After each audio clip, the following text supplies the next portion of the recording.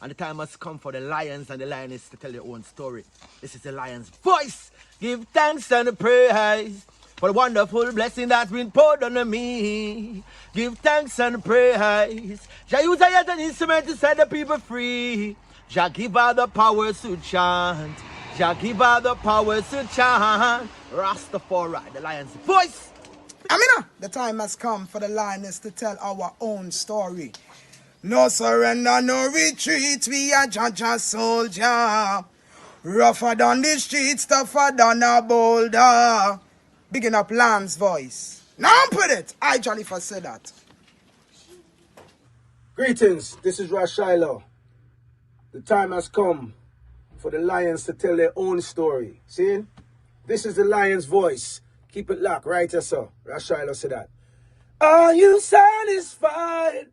Wipe those tears from your eyes. I'm all alone, still you thought I was telling a lie. This is the lion's voice. Keep it locked, right, sir? What are you waiting for? Come together, calling from near and far. Know who you are. What are you waiting for? Rally up, it takes the dust. What are you waiting for? Ancestors paved the way for us. Yes, I am Ketis Oyonde, asking, what are you waiting for to come together? The time has come for the lions to tell our own story. This is the lion's voice. African pride, root of all nations, boy. I tried with the lion, the Rastafari. Lion of it tried with lioness like I do. Empress on the front line, we need you. Well, this is Medicine, the steady one, and you are now tuned in to the Lion's Voice Network. What the lion fought for do? Scorch them. Roast and parch them.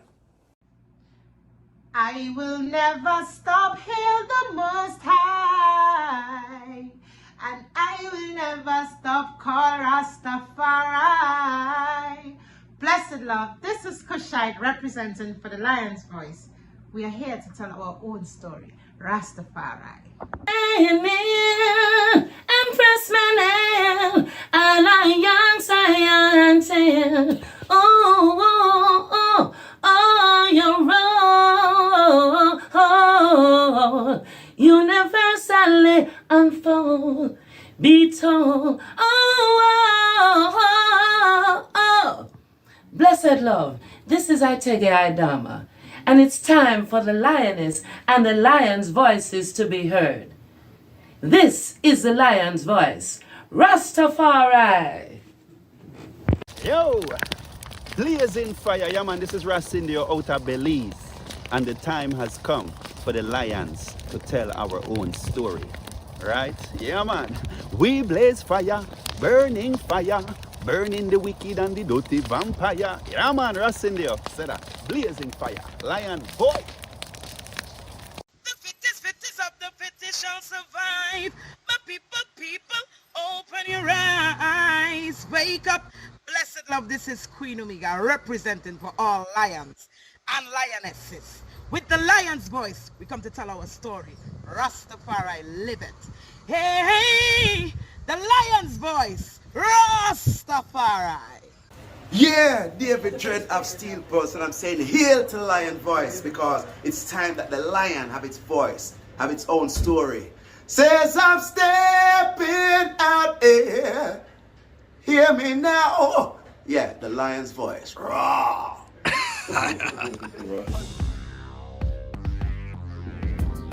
The lioness, them the lion voice.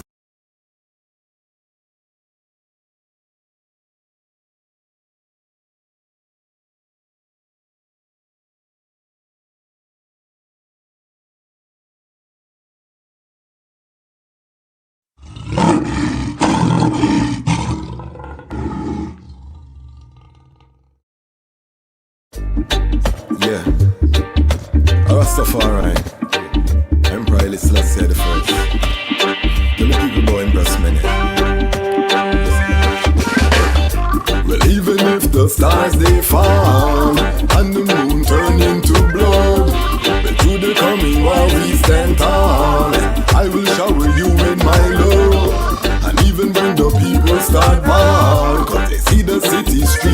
flood. But let the hurricane blow down your wall, I'll be by your side and me nah budge. Think I found the love of a lifetime. I love you every day or the night time. Almighty, I made your light shine, and unto I, your love was a lifeline.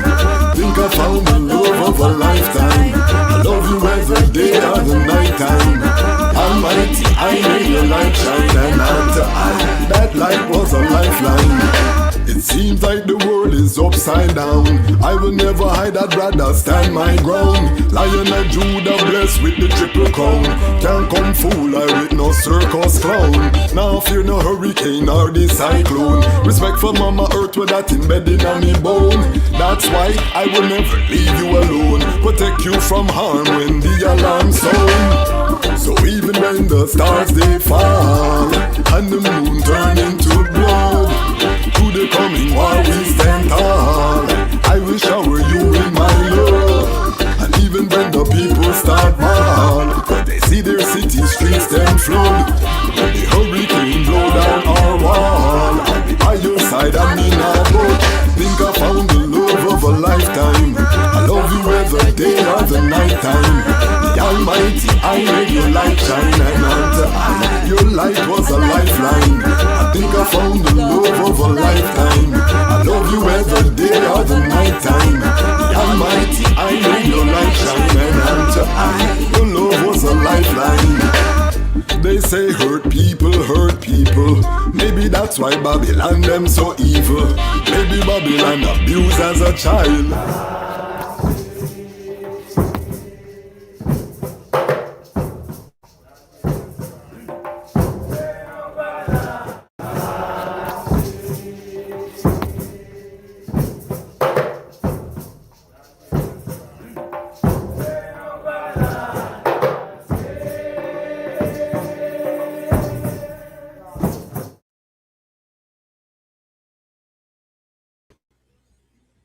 Greetings in that divine name of His Imperial Majesty Emperor Haile Selassie I.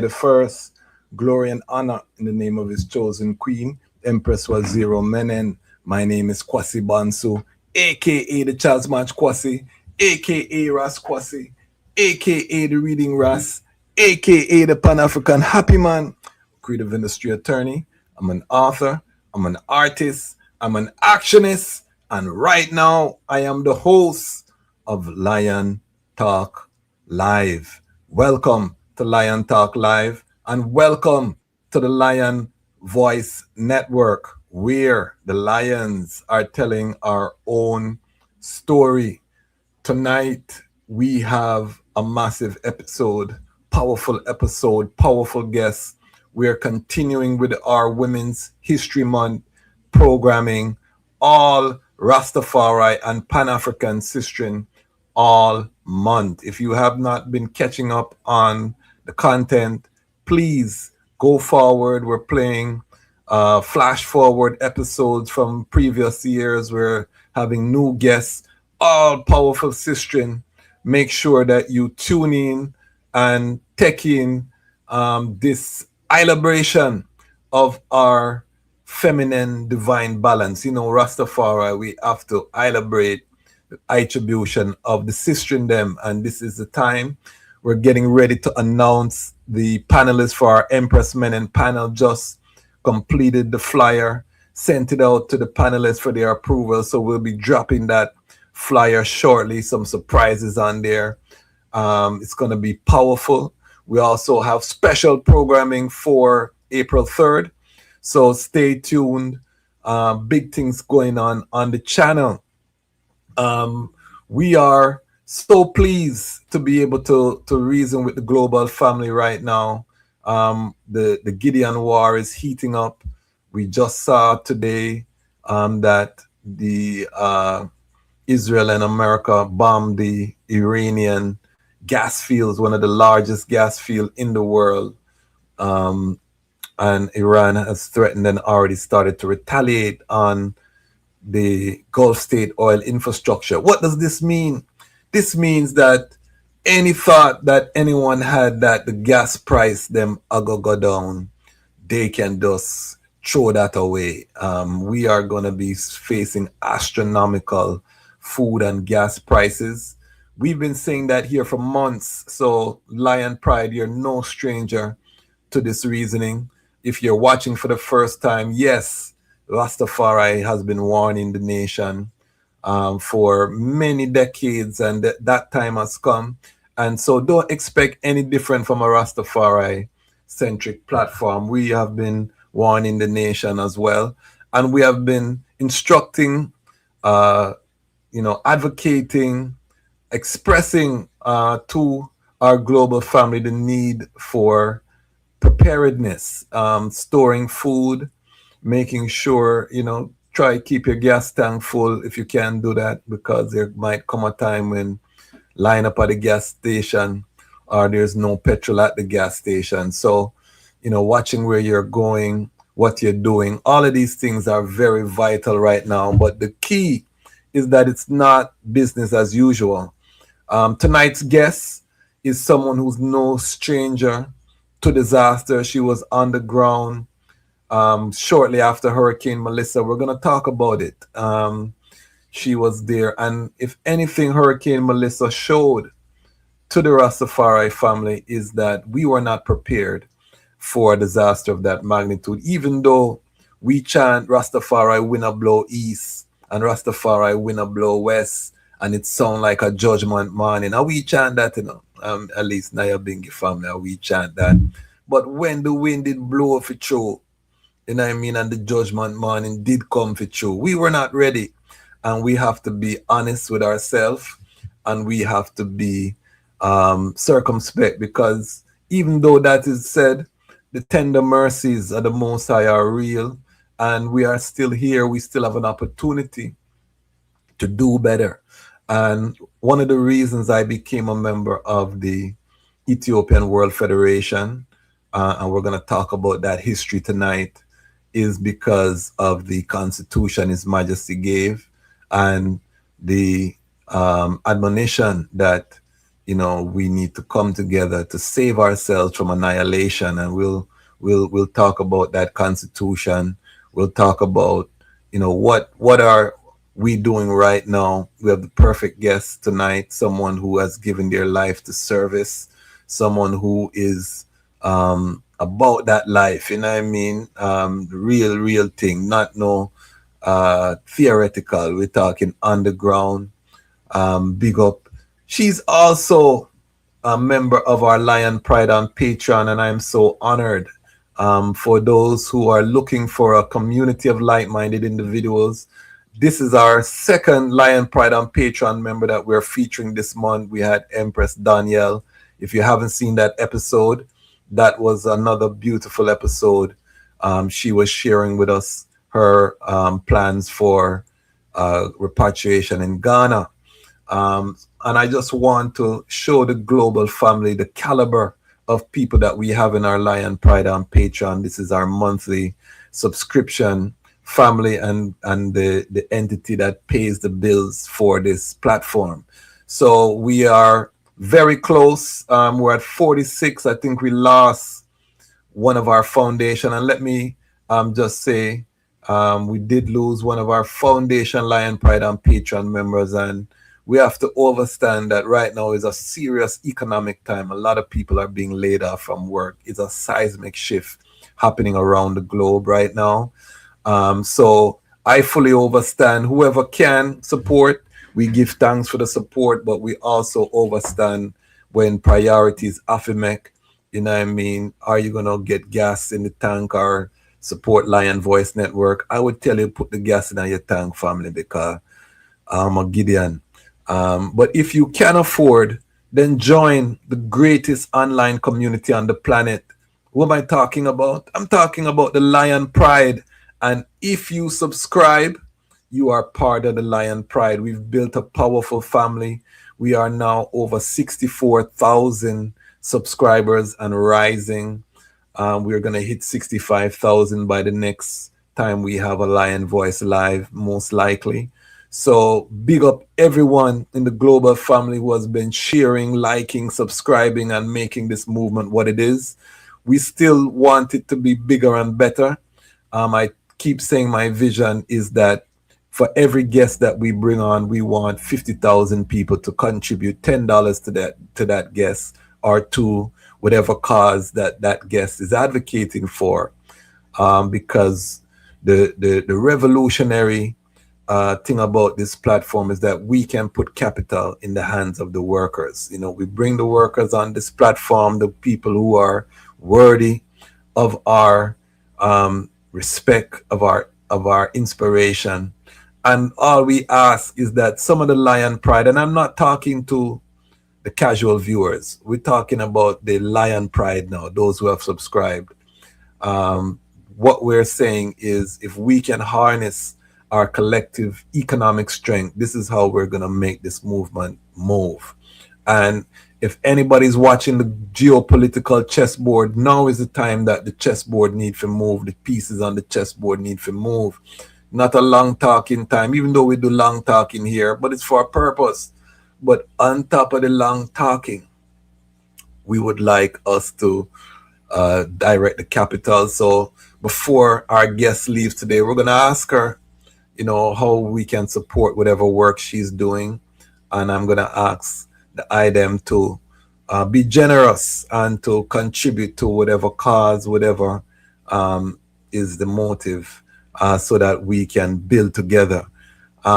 Big up all of my E.W.F local 12 family who are in the comments from early, who are watching. I know that the local 12, you know, I'm a recent member of local 12. Tonight we have one of the founding members of local 12. So I am going to be educated tonight about the history of the chapter of E.W.F that I have joined. So I'm excited about that. And the item will also get that education tonight. We are also going to be talking about some of the works that happened after the hurricane. And again, this is instructive because we are just at the beginning of disaster. Iowa, you know, if you look at the prophecy, it says that the days would be shortened for the sake of the elect. And when we look at how the time of fly right now, family, the first quarter done, you know, March done. So if you were looking for something in the first quarter, you just have to look behind you, because that run off, and we are racing toward the summer right now.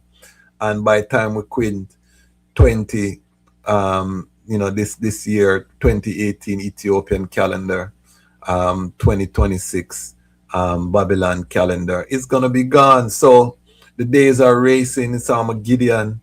It's here. It's live. But we are not going to back down. Tomorrow, we have another special episode. We're going live tomorrow. We have a Rastafari artist, upcoming artist, Empress Sudana. We're going to be talking about where is the Rastafari message during this Armageddon, Iowa. I want to just take time to big up my brethren, Kabaka Pyramid. I see him drop a song about Epstein, a burn out Epstein and thing, and I have to big him up for that, because it died them know I was very disappointed with the Rastafari artist with the Y. I can't remember the name of the rhythm, the Y.W.F, whatever that new rhythm came out, and a bag of Ras jump on the rhythm, and it was beer, loose argument, casual sex kind of talk. And I say, the Gideon at that really, we are try 15 with the dancehall man them, and we know no message for give the people during the Gideon. And I don't know if my brethren hear me cry, or if him just himself know say him have to burn a fire, but he did burn a nice fire, warm, on the Epstein and the sickness. Cause we always said dirty Babylon, and people say, boy, the rest them harsh. But when we're looking at them Epstein the file, you see the filthy, dirty Babylon for true. And this is the words our elders said. They didn't know about that, but theoretically they know what they were dealing with, and we honor that tradition here. So big up Kabaka Pyramid on his new single, burning that fire, filling that gap that Rastafari is supposed to fill with the social commentary. We love it. Tomorrow we're gonna talk to a Rastafari sistering artist. You may not know her, but we're gonna get familiar and just find out what she thinks. So tune in same time tomorrow. For the rest of the month, we have packed the schedule. We have all kind of sister in them that are gonna be coming forward.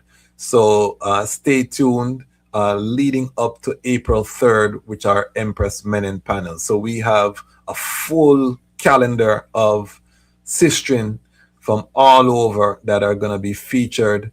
And then April will return to our regular programming. I'm in contact with the brethren and sister in Kenya. Big ganja case in Kenya is taking place. We're gonna get an update from the brethren them. I've been in tune. They have oral arguments going on right now, so stay tuned for that. We'll be in tune with our Kenya Rastafari family, and yeah, them know we're gonna be jumping around the continent, talking to the family, and preparing. Tomorrow, we're going to be dropping an episode featuring Ghanaian blogger Ivy Prosper.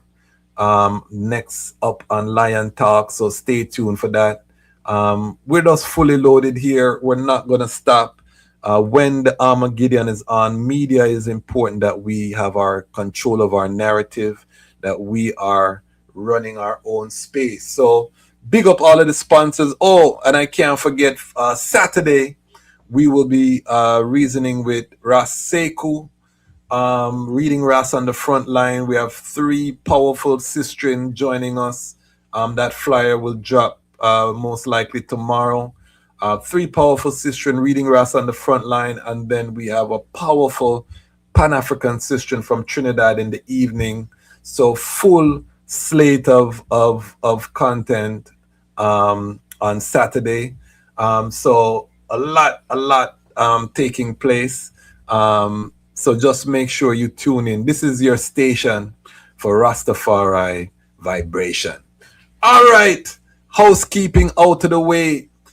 Tonight's guest is a founding member of the local 12 E.W.F. We're gonna find out why she has committed herself to the black peoples of the world. She's no stranger to the Rastafari family, both here in Jamaica. We're going to hear her epic origin story tonight. She is also an organization and design specialist. So, you know, His Majesty said organize and centralize. So we are going to get an opportunity to hear from someone who give them life to this kind of organize and centralize. She's very confident, outspoken. I know our Kingman. Her Kingman is also a part of the Lion Pride and Patreon. So it's a family that I really am humbled to have their support. One of our foundation families in the Rastafari, E.W.F, Pantheon, you know, tradition. And I just want the global Rastafari Pan-African family around the world to give a warm welcome to our guest for tonight, Waziro Joan Henry Whyte. Rastafari blessing. How's everything? Greetings. Give thanks. So generous of the eye. You know, I was looking around to see if someone else was in the room. But you know, it's important still because something that's lacking sometimes we're not giving enough value to each other. You know, so I really appreciate of that. You know, greetings to the family in the name of His Imperial Majesty Haile Selassie I the First. Also, in consideration of the entire family, you know, we heal up Empress Menen. It's a pleasure. It's a pleasure. You tell me where you want to start. Thank you. Well, you know, we have a tradition here where we ask our guests to step into the Lion Talk time machine and to take us to the moment of their birth, their origin. We want to hear your origin story because you're a hero for us. You know, we not glorified. We not glorify the comic books. Them we have real life hero and shiro. So we want to know, what is your story? Where were you born, and what was your journey to Rastafari? All right. Let's start with I am the daughter of older father and a younger mother. My father, Arthur Lawrence Henry, and many in Jamaica who know anything about the early struggle would remember the 4 H's. So Okay. that my father, Arthur Lawrence Henry, Kenil, Franklin, and Richard Hart, they were the Pan-Africanists of their time, Okay. along with the very best friend of my father, Mr. Gordon. He was the UNIA protector per se, and my father Okay. a member as well. Um, my mother, a much younger woman, fascinated, with all the things these brothers spoke about, and were, you know, trying to push forward.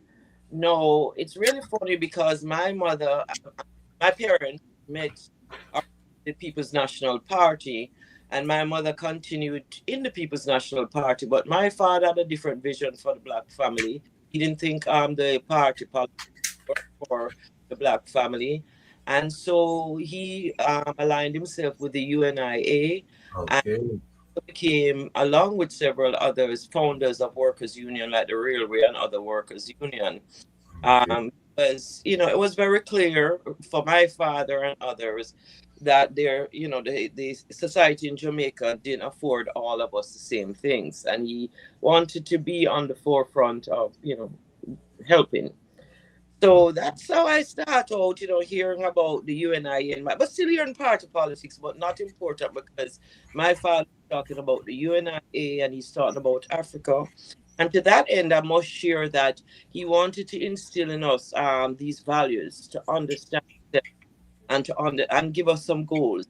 His firstborn child, because he had, just became very familiar with Haile Selassie first, and his Okay. firstborn child he named Silver Pankhurst. Reason being, he saw the support the Pankhurst family was giving Ethiopia, and he wanted to, you know, put that focus in the family. I'll tell you the rest of our names, though. That might just move me right along. And so my brother is Paul Vogel, another name Okay. struggle. I'm sorry. No, I say okay. No, I'm loving the story. And what parish were you born in and where? Born in Kingston. Came from Okay. Central Kingston, South Camp Road, and then as a part of the trade union experience, we had that was provided by the Trade Union Congress on South Camp Road. But my father, by his hobby, he was a fisherman, and so he was known as a Raytown man. A Oh, man who went out fishing out of Raytown. He was an accountant by profession, but like I said, Pan Africanist, struggling um, advocate per se, by choice, but you have to feed the family, so that was accounting. of course. So from there, we moved into Eastern Kingston, and I grew up on Belmont Road in Kingston. It's off of Wynyard Road for those who know Eastern Kingston. Okay. And ultimately, my father passed, sadly enough, when I was pretty young, and my mother moved to America. You know the story. Let's get there and create that better life for our family. So Yes, we were yes. grandparents, and my grandmother's home was on Lucas Road, and Oh, I'm just going to kind of jump right into my first experience with Rastafari. yes. Lucas Road, we were, Warwick Hill wasn't far away. Okay. Um, at that time, Lucas Road had several Rassis, coming up and down, because at the top of the road lived a family that was Rastafari, quote unquote. And so, we would see back then they were called, to my grandmother who I lived with, because she was my influence, the beard man, the black heart man. Yes, yes. What year are we talking about now? We're talking then late 60s. We're talking Okay. 60s, yeah. And so I even had the experience when His Majesty came to Jamaica to be down on the main road, glimpse him as he went by. And Okay. I'll never forget what that meant for me. Because my grandmother, who had so many issues with the beard them and black art man, thought it was significant that we go that day to see His Majesty. And then all these persons that, she would categorize as the beard man and the black art man was all over Wynyard Road. And she was just joined in unity. And this is why we know His Majesty is very, very special. For those of us who don't understand the divinity, they must understand, purpose and Yeah. understand and importance to the entire world. Because Okay. from that day, I saw an openness in my grandmother to understand more. And understand more about Rastafari on the local level would be to become more in tune with the persons in the community, which is Rasta man or woman. Yes. Kingston was the haven for this kind of thing, but it wasn't in Jamaica that I got involved in the movement. I came to America, and How old were you when you came to America? 11 years old. 11 years old. Okay. Okay. What school did you go to in Jamaica before you left there? Convent of Mercy Alpha Academy. Okay. And I know we get enough fight for the Catholic Church and thing, but I really want to give some credit to, I learned a lot about charity and taking responsibility, because, whatever was their agenda, we were always involved in acts of giving and serving, So I Mhm. a credit right there, even although we, have to burn up some of the things them still, Yes, So I. yes, yes, yes. So come to America, and in America, Where in America did you land? New York, Brooklyn, New York. Brooklyn. The Black Power movement is, right here happening. But I'm wondering now, is this for me? Is this Yeah. about?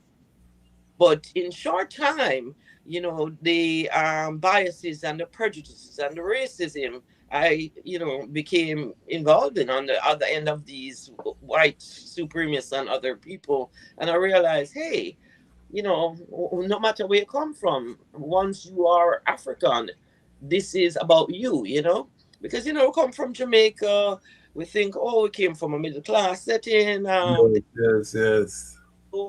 but it was about us. And from that, I actually, to be honest with you, I actually got involved, not became a member, but in the Nation of Islam. Okay. We had a wonderful, wonderful lady that she was the aunt of Esther Rule from Good Times and Sister Martha Charles, and she used to come around, and I eventually met her in an educational institution again, and I would go to the Nation with her, but I knew it wasn't for me. But right about then was the uprising of Bob Marley, and Okay. So this is 70s. 70s now, yes. Person started Okay. to die.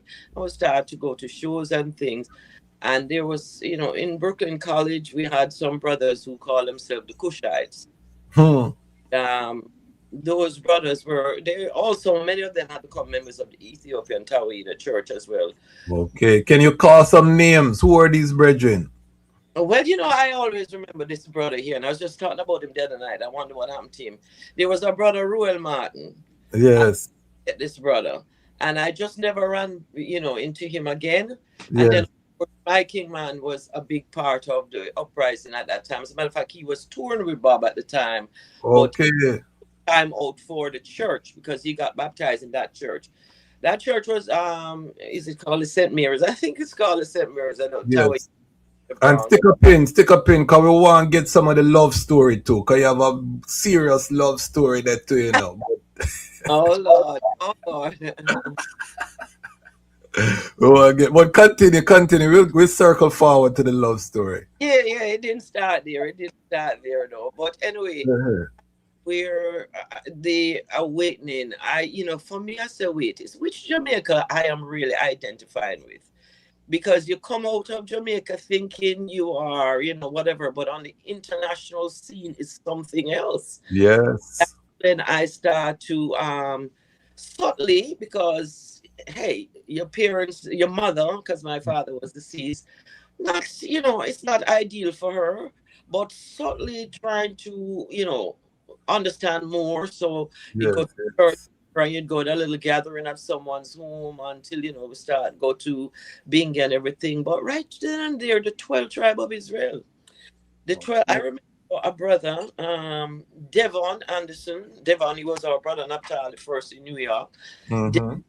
She was my friend and schoolmate at Alpha Academy, Sister Margie. And Okay. I remember Devon getting in touch with me and saying, the 12 tribe of Israel was gathering in the Bronx and I wondered if I wanted to come through. And I said I would, but I didn't have a high interest. But before long, I became a member, Sister Joseph, and I can tell you, no regrets. Happy that I did. Learned a lot, and as I Okay. always tell people, Israel is a schoolroom, and I'm a graduate, and I Yes, mean yes. pretty well, And that was the heyday of 12 tribe of Israel in the 70s. Indeed, yes, So yes. what describe that? So for our global audience, describe that euphoria of the movement in the 70s, in the early 70s, mid 70s. Well, a lot was going on. The gathering was small when I got there. Okay. It started up in the Bronx, and then brothers and sisters. There was a brother who had an apartment in Brooklyn on Nostrand Avenue, and the headquarters started to function on a lower floor there, and a lot of people started to gather. And one of the I guess this game plan came from Prophet Gadman. I am not exactly sure, but I know Okay. one of the obligations was to travel around the country to the original states in the US. And so I traveled to several states, not all of them, because sometime at that time we were among some of the younger members, and we would stay while the first sisters and brethren would be traveling, uh, Yes. stay and become childcare persons for them, and it Okay, nice. was joy, because I learned so much from those experiences to take care of my own 8 children that I eventually had. How many children? 8. I'm the mother of 8 children. Well, 7. Wow. So, Wow. So when it come on to mothering, it's something where you know about. It's not somewhere you ask about. Hmm? well, that one I'm going on. Yes, yes. But what wasn't experiential? I went to the books and I asked people, and Okay. yes. I am going with that one. Give But thanks to that's inspiring. Congratulations. yeah, That yeah, is that is no small feat. 8 children is no small feat. yeah. Through the grace of the Almighty, give thanks. Yeah, so we in the 12 tribe of Israel just continue to grow and everything. And I'll tell you Yes, my inspiration for the growth and development in the 12 tribe of Israel was some of the things today that I still really aspire for my brothers and sisters. yes, Uh, yes, Talked about economics a lot. We didn't yes, talk about it, but we created economic bases and we owned property.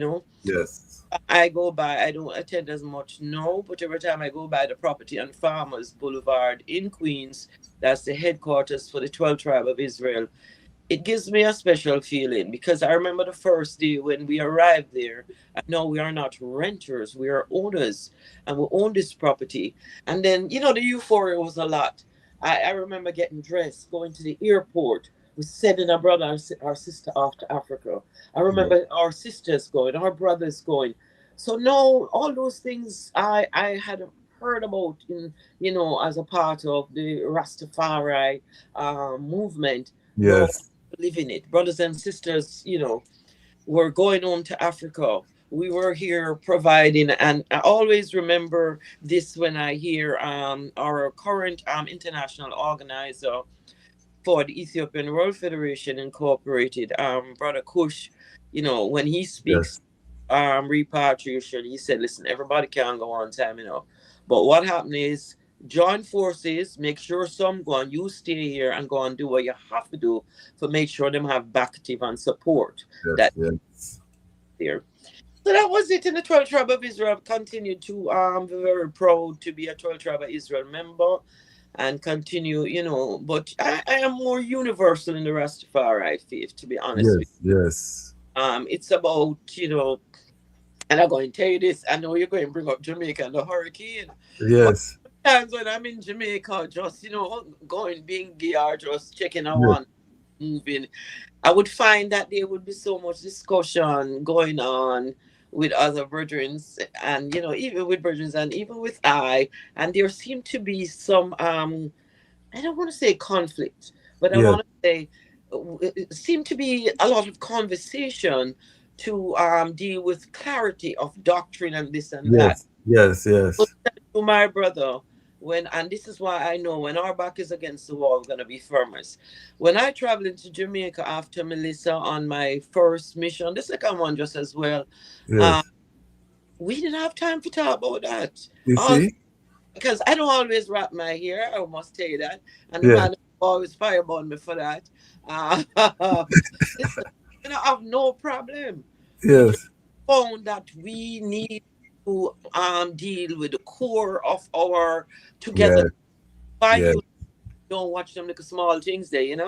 Yeah, man. It doesn't matter when your back is against the wall, as you said. I wanna take some time because we're going very fast. You mentioned the doctrine, and I want to know from your perspective as a young woman, how did you deal with the divinity of His Majesty? That conversation coming from a Christian background, living in America. Yes, you saw His Majesty. Yes, you see people, but what was that journey like for the eye, in terms of the ecclesiastical journey? Well, for me, it was kind of I wasn't invested in the religion I grew up in. Let me just say that. Yes, yes, Expectation, and you please family, and you want to be that good person per se. And I will tell you, and I will go back again and say that within the Catholic Church community, I was doing so many good for other people as an expectation of my membership and thing, and the school community, that I felt like I was that good person being doing all the right things, but I wasn't invested, like I say. But there came a time when the black consciousness arose in me, and I said that's an American experience versus in Jamaica, because I was young then. And I realized we couldn't be looking for this person that is not us. And yes, around the brethrens, and the teaching would come, and brother them would talk, and then you would see. I like to tell people this, and I will say it here tonight. And because my Kingman is very, very knowledgeable, and all the brothers and sisters I'm around, they're very studied about His Majesty yeah, and His man. Majesty. And we're fortunate. I'm fortunate to be around such, great brothers and sisters sometimes. But I will tell you tonight, I tell people every day of the week, I just get up one morning and me know say His Majesty me a praise. Me tell people my praises come out of a mystical incorporation. Okay. Tell you say, is this make it or that make it? And I'm just focused. Everyone who know me, I'm a Haile Selassie I first person. All other things can go on who want to wait on the coming of the shine. Yes, That's fine. But I know where I'm at. And with this said, His Majesty leave us with everything to move forward. yes, You know? yes, yes, yes. I hold that same sentiment. Mhm. I'm not waiting on anyone because I believe that we are the what we are waiting on. I Exactly. think, yeah, that Christ live within us. Um, and His Majesty is the head of that. So I love that. Your journey, you know, as you intimated, was not a solo journey after a time because you met, and I had the privilege of reasoning with your Kingman very recently, at a royal banquet, and for the first time, even though being on many Zoom calls and thing, but in the flesh, and we had a brief reasoning, but the reasoning was so deep, and so what I mean, it was so profound, Mm. overstanding. um I could see, but I want to know from your perspective, what was the first meeting, and how did that love story evolve? Oh, wow, you're really pulling me out here. But so I'm going to go again to Brother Devon Naphtali, because Brother Devon, Yes, I said, in my circle from a long time. And Brother Devon's wife was a good friend too. And so they would come around. Our brother Zebulon first in New York, they would yes, yes, And I remember waking up early one morning, and Brother Dan, Mikey Dan, my current husband and Kingman, came, and I said, "No, brethren, like me want to sleep." I don't remember exactly what it was important because I was always a career corporate type of woman, and the brothers, he was not alone; he was with another brother, and they said, "They come in the name of His Imperial Majesty." And I tell you, the part of the mystical incorporation really evolved. But when they say that, man, I say, who am I to be getting ready for work when the brother them said I'm come in the name of His Majesty? And we started to have small talk, and eventually, dating started occur. But the dating was everything around the 12 tribe of Israel. It was a kind of like you're dating 50 people. It was fun because It was a courtship. That is courtship. We have to talk courtship. about these things, you know. Yes, yes. And we had a wonderful time, we had a Yes. wonderful time. And when you run into someone who have so much in common in terms of goals and aspirations. When I hear the talk of Brother Mike is the talk of Africa, it reminds me of my father Yes. because my father never let us forget. He always, Okay. him said black man come from Africa, him said Jamaica is just a place. As a matter of fact, I'll tell you, my mother is Taino, and Okay. they are the Jamaicans, them Indian people, them Yes, Taino yes, yes, yes. wanted us to always be Africa focused, Sorry Okay. that when I was so young. Uh-huh. And the reason that I bring up these love stories is because for our younger viewers, Uh-huh. um, we don't have the families like we used to one time in the movement. We're not seeing as many families. And I Mm. think it's very important that we model the Rastafari, this archetype of the Rasta man as a ladies man, gallus kind of all over the place has become the norm, and I burn out them thing there because His Majesty is the example. So when I meet ones like the I and the I King man who have been chatting from that time until this time, I think it's important that we share these stories because I think one of the flaws, and I've been married to my wife 18 years legally, and we've been together 24 years. You know what I mean? Chatting consecutively. I would say no, 25 years. And one of the things I say is that people, married people who are in happy relationships, have terrible PR, because we just quiet to yourself, a full joy, the union, and then the people out there doing the folly, they have the great PR, them a talk about where them a do thing, and then so, especially in this social media time, that message becomes predominant, and the message of family, the joys of being with the same person, the joys of bringing 48 children. All of these things are not, seen in the light then. And then there's no one to aspire to it. So that's why I like the love story. And I'm going to bring the I and the I Kingman on at some point together so we can get both sides. I like to get both sides. And I think some of the very important thing that you said was that during the courtship, he was taking you to 12 Tribe of Israel events. And if you had not shown your interest, maybe you wouldn't be together. So that is a vetting, and I tell young brethren, when you're vetting a life partner, you should be on your mission to see if that person fits on your mission. Does that make sense to the eye, or my sound? No, that makes a lot of sense, but I don't want to leave young folks with the impression that it's start out all smooth and it. Okay, all right. Reality time You now. some of the things you mentioned as the negatives, might have been some of the challenges that this relationship overcame to Okay. together. No, but I will tell you, and I will say to all young people, make sure you have more in common. And I don't want to, I don't know if I'm comfortable with the concept of equally yoked or something like Yes, that, yes, yes. because I see a lot of people that really check for each other especially in the on the continent where there are tribal and other, limitations and stuff. But I say you have to have some things in common. So a lot of time you find people like, they are Rastafari, but the person they are courting is not, but they Yes. have the best aspiration. They want the best for Africa. So there's Yes.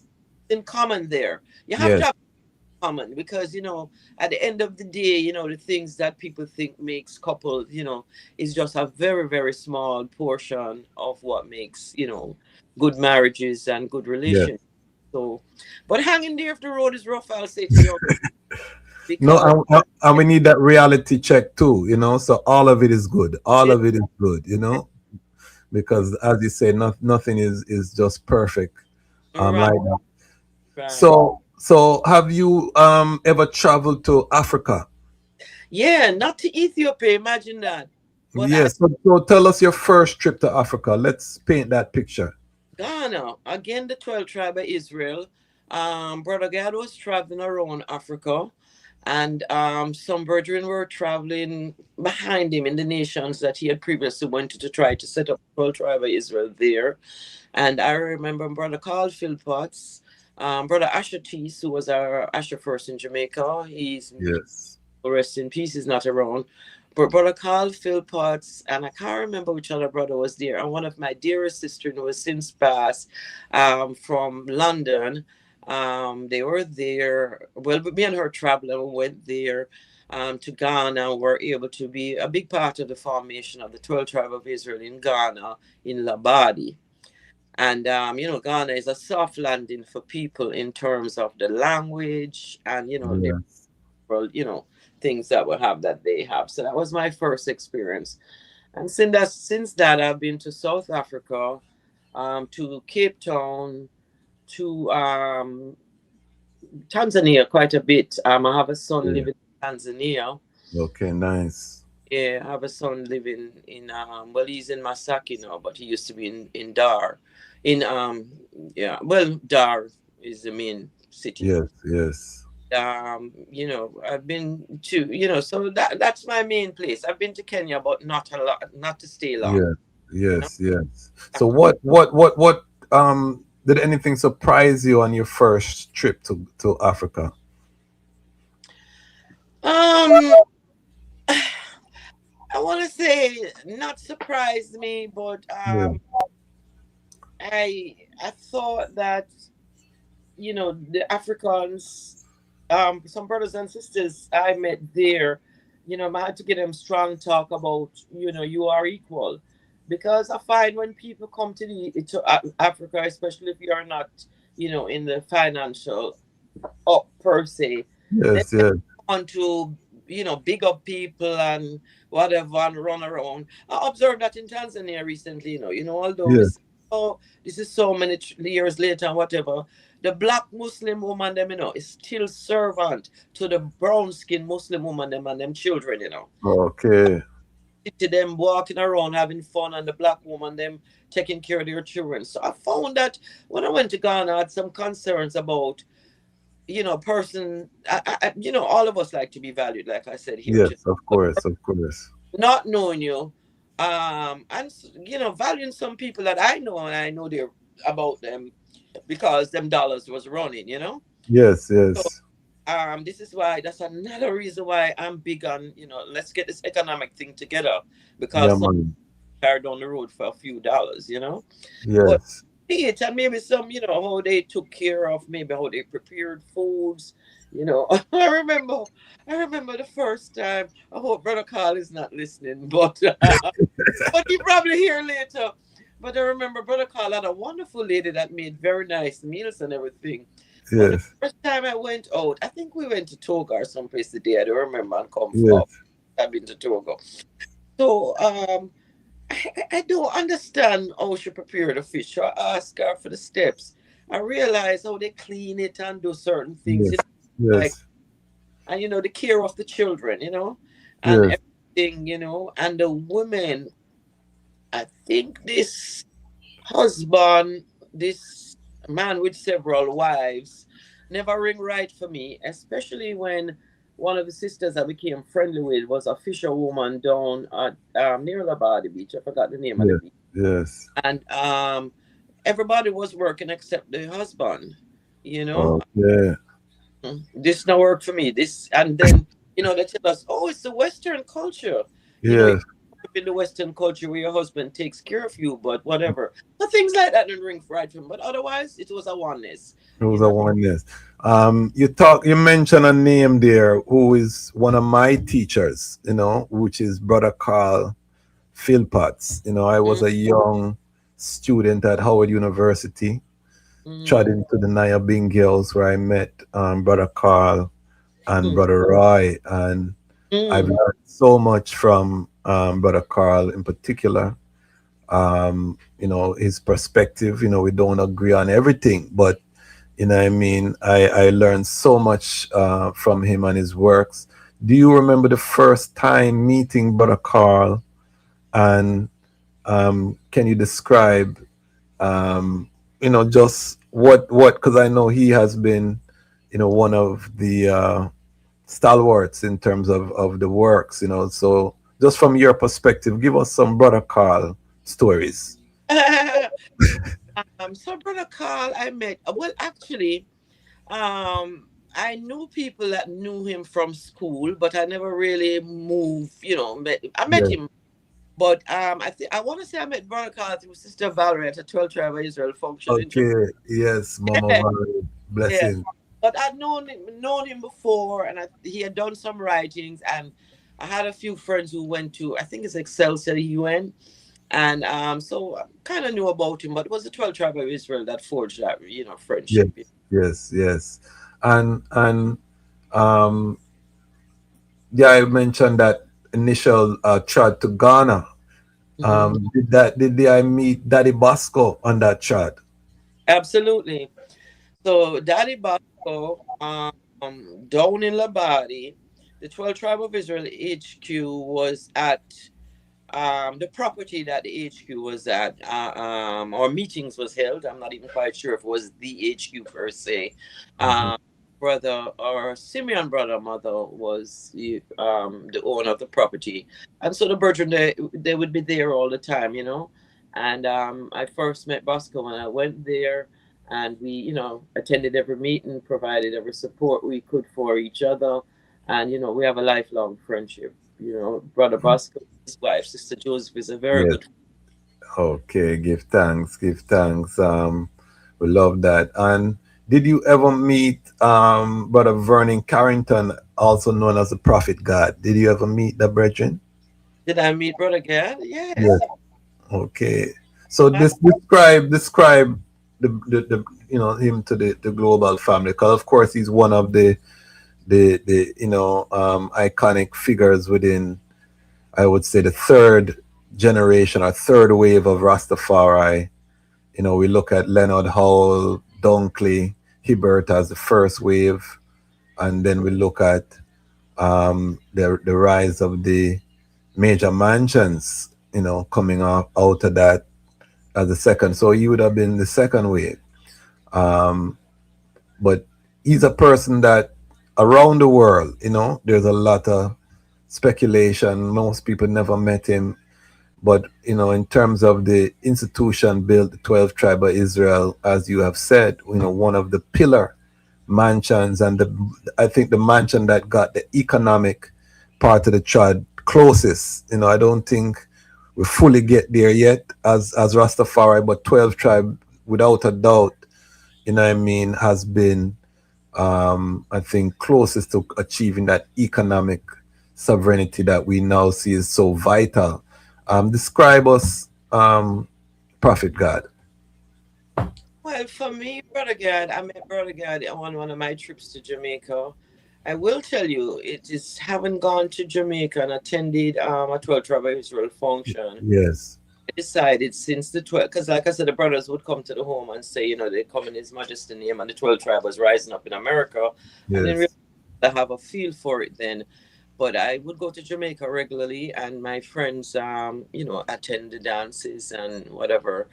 And I, met Brother Gad, and understood his plan for economic movement Yes. forward.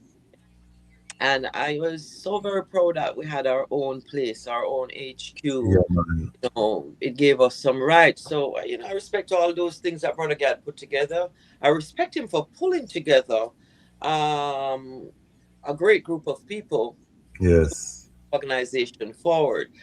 So, that would be my big thing about Brother Gad pulling, this great group of people because, no one is everything and does Yes. everything. Of course. Of course. um when you have that real good team, and he really pulled a good team together, and the rest is history.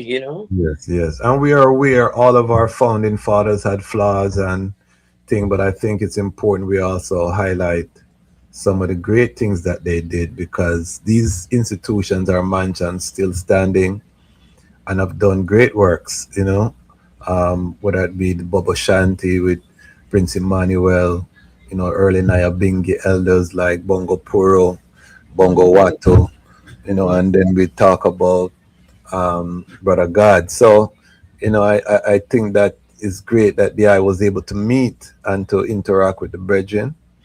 And one of the things that I admire about the 12 tribe of Israel is that I think out of all of the mansions as well, that repatriation program, where the 12 tribe was keeping dances, raising money to send people home. And why this is important to I is because we have a powerhouse culture, Rastafari, the music, the colors, and I think that 12 tribe system with the dances, using the natural proclivity of African people to come together and share enjoyment, but then harness that into a mechanism to actually send people home. Now, we can talk about the details, whether or not the program needed to be more comprehensive, what happened when the people them reach, all of that is, we could talk about that, but that whole principle, I think, was ingenious. And I want to know from the eye, how intimate was the eye now, from an organizational and design kind of background. Let me put on your professional hat. And I mean, how did you see that repatriation program of 12 tribe and describe it for people not familiar how 12 tribe was functioning in those days? All right. So, repatriation for 12 tribe of Israel members out of Jamaica was before my time, but I do Okay. point that I will always give Brother God and credit for, and the brothers that surround him at that time. I don't know if ones are familiar that we were the Charter 15 in Jamaica. Yes. Um, there was an attempt to secure the proper charter through a brother out of Chicago, and there was all kind of issues. And what I will always speak about Brother Gad and those brothers at that time was to be nimble enough to make the move and start gathering people under the 12 tribe of Israel. So since certain status or certain papacy was Yes. available to us at the time as Hmm. champion, I, give a lot of credit, and I will always, as a matter of fact, I hope to write my book, and this will be a part. Okay. Uh, Okay. that nimbleness was one of the best things that happened for repatriation, for us retaining a sizable amount of the 500 hectares in the land grant, even after Yes. Mengistu wanted to take, because he left land in commensurate with amount of people there, and the 12 Yes. tribe of a lot of people. Most people, more people than anyone else at the time. Yeah, man. Yeah, man. So, like I say, that that move from Charter 15 to 12 tribe of Israel, where Brother Gad and the 12 brothers and Sister Diana had more control, um, is one of them big moves where we can't one have to know about. We children them have to know. So sometimes things are not moving in the direction that we expect, but Hmm. with goal, we have to know where we are deal with, and we have Hmm. go to plan B to deal with it. For me, Okay. that is a big thing for me that I always want to talk about. I also always loving the 12 tribe of Israel.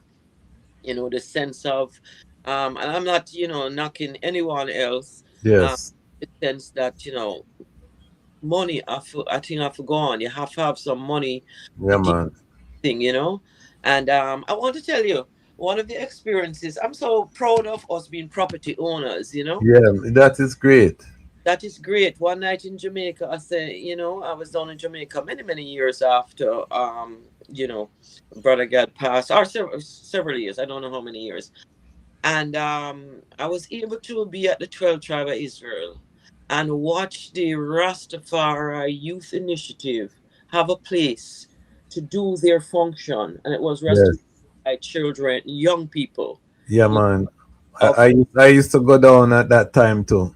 Right. And Yeah. then we have to credit, Brother Gad vision and the vision of the early brother them to have a property, have place for us to Yeah, be. man.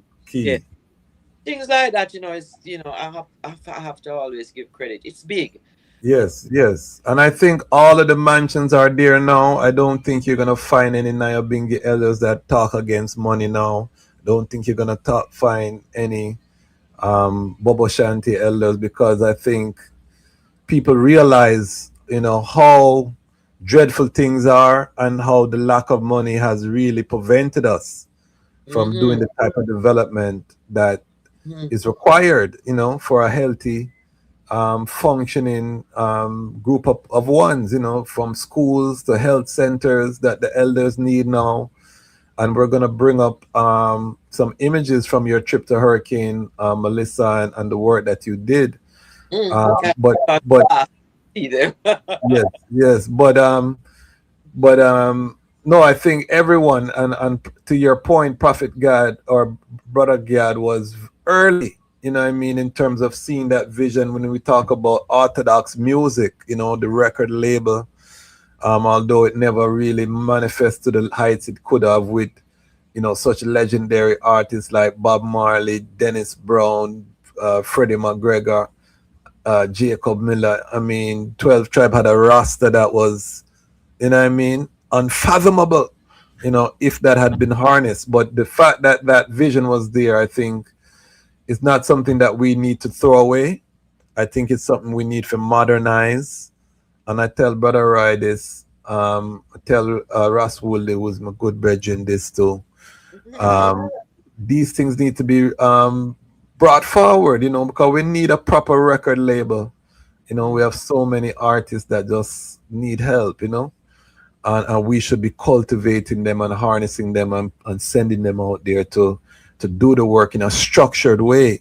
So I really big up Brother God for that vision. What do you think animated him to repatriation so much and to put that in place? Or do you, I mean, if you don't know, it's fine. But what do you think created that fire within him?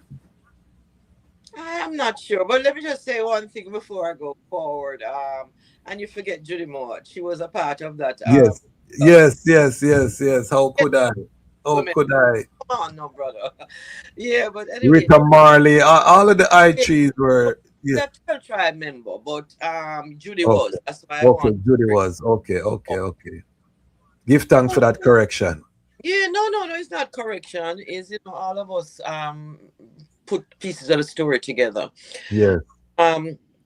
So I am not sure, but I know for sure once I had joined the 12 Tribe of Israel, the conversation was always surrounded around Africa and repatriation and the teachings of His Majesty.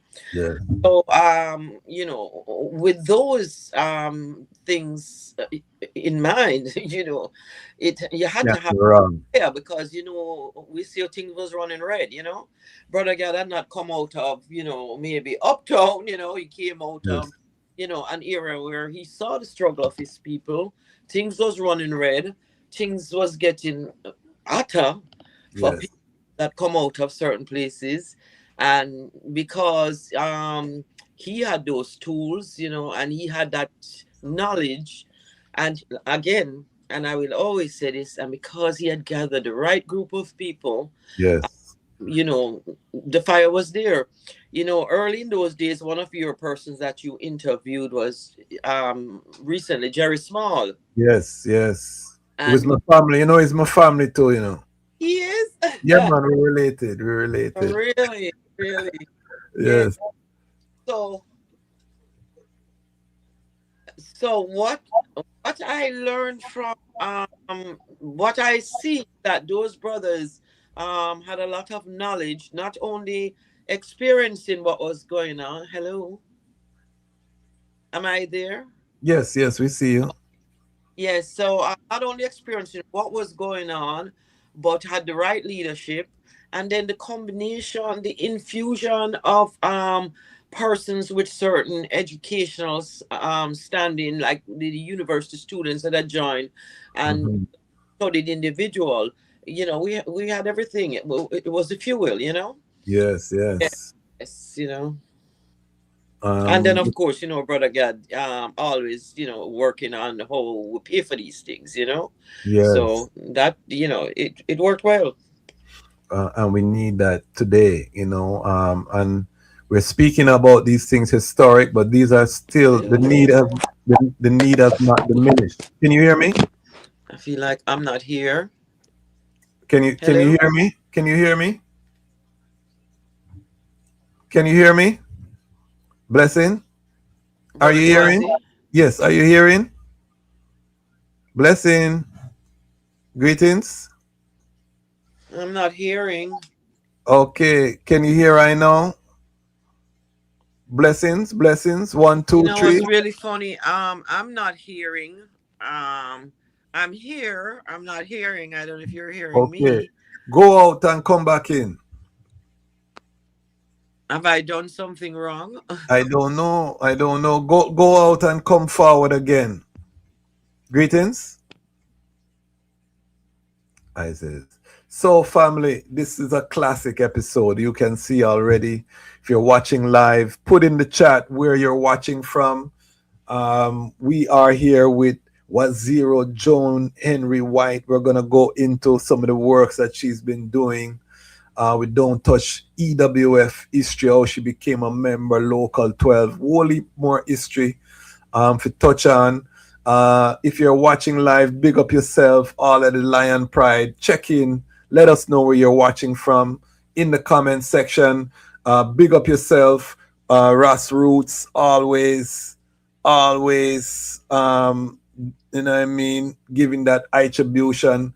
I wonder who's gonna run out and fire a shot with Ross Root on the back of field. Ross Root come with a long gun and fire a $5. At least a cutlass. You give a $1, we call that a cutlass. You give a chop. You know what I mean? At least somebody run out with Ross Roots and give a chop on the back of field. Big up yourself, Ross Roots. Let's check in the comments as we wait for our guest to return. We have Rasa Bibi, and let me big up Rasa Bibi. He created a beautiful presentation we're going to get into later. All of my local 12 E.W.F family, big up on yourself. We're going to go into the history of the E.W.F, the local 12, all of these things.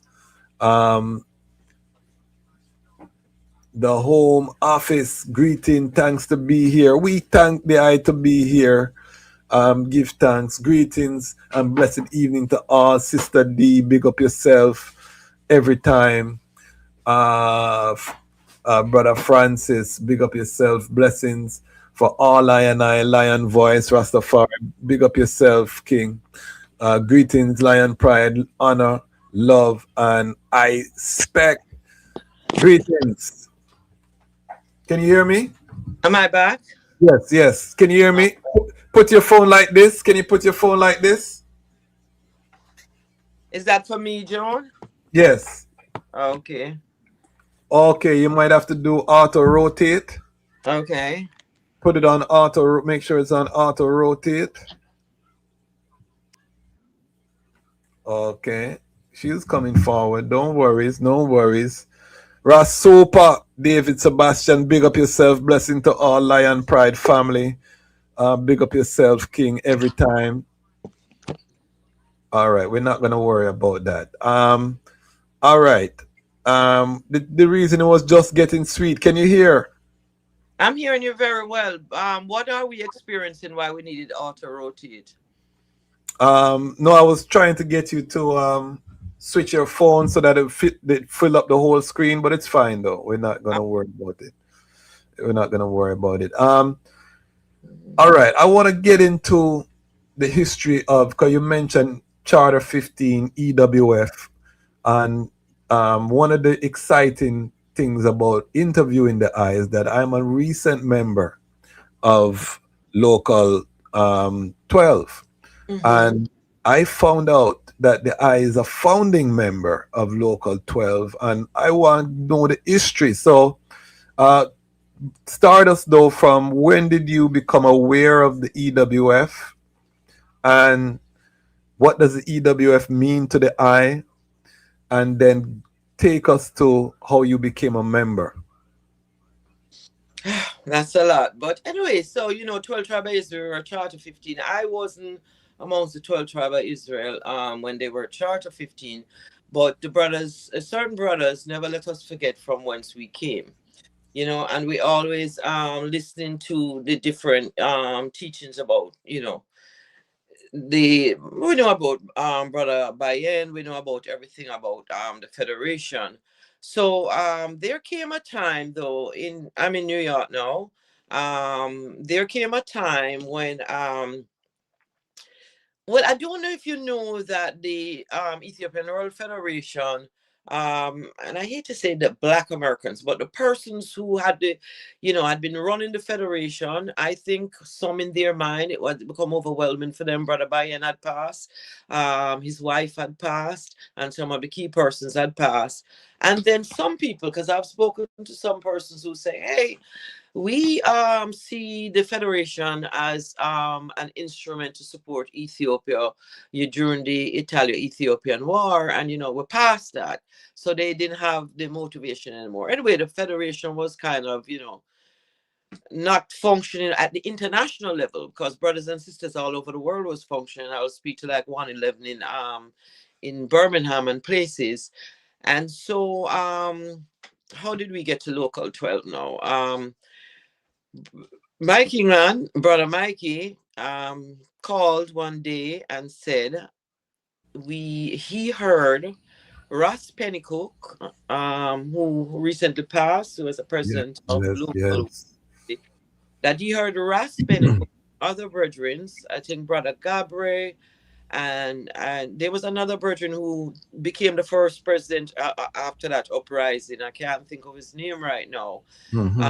But we heard that they were members of the church, because remember I said earlier that several Rastafarians had become members of that Tawahida church. Yes.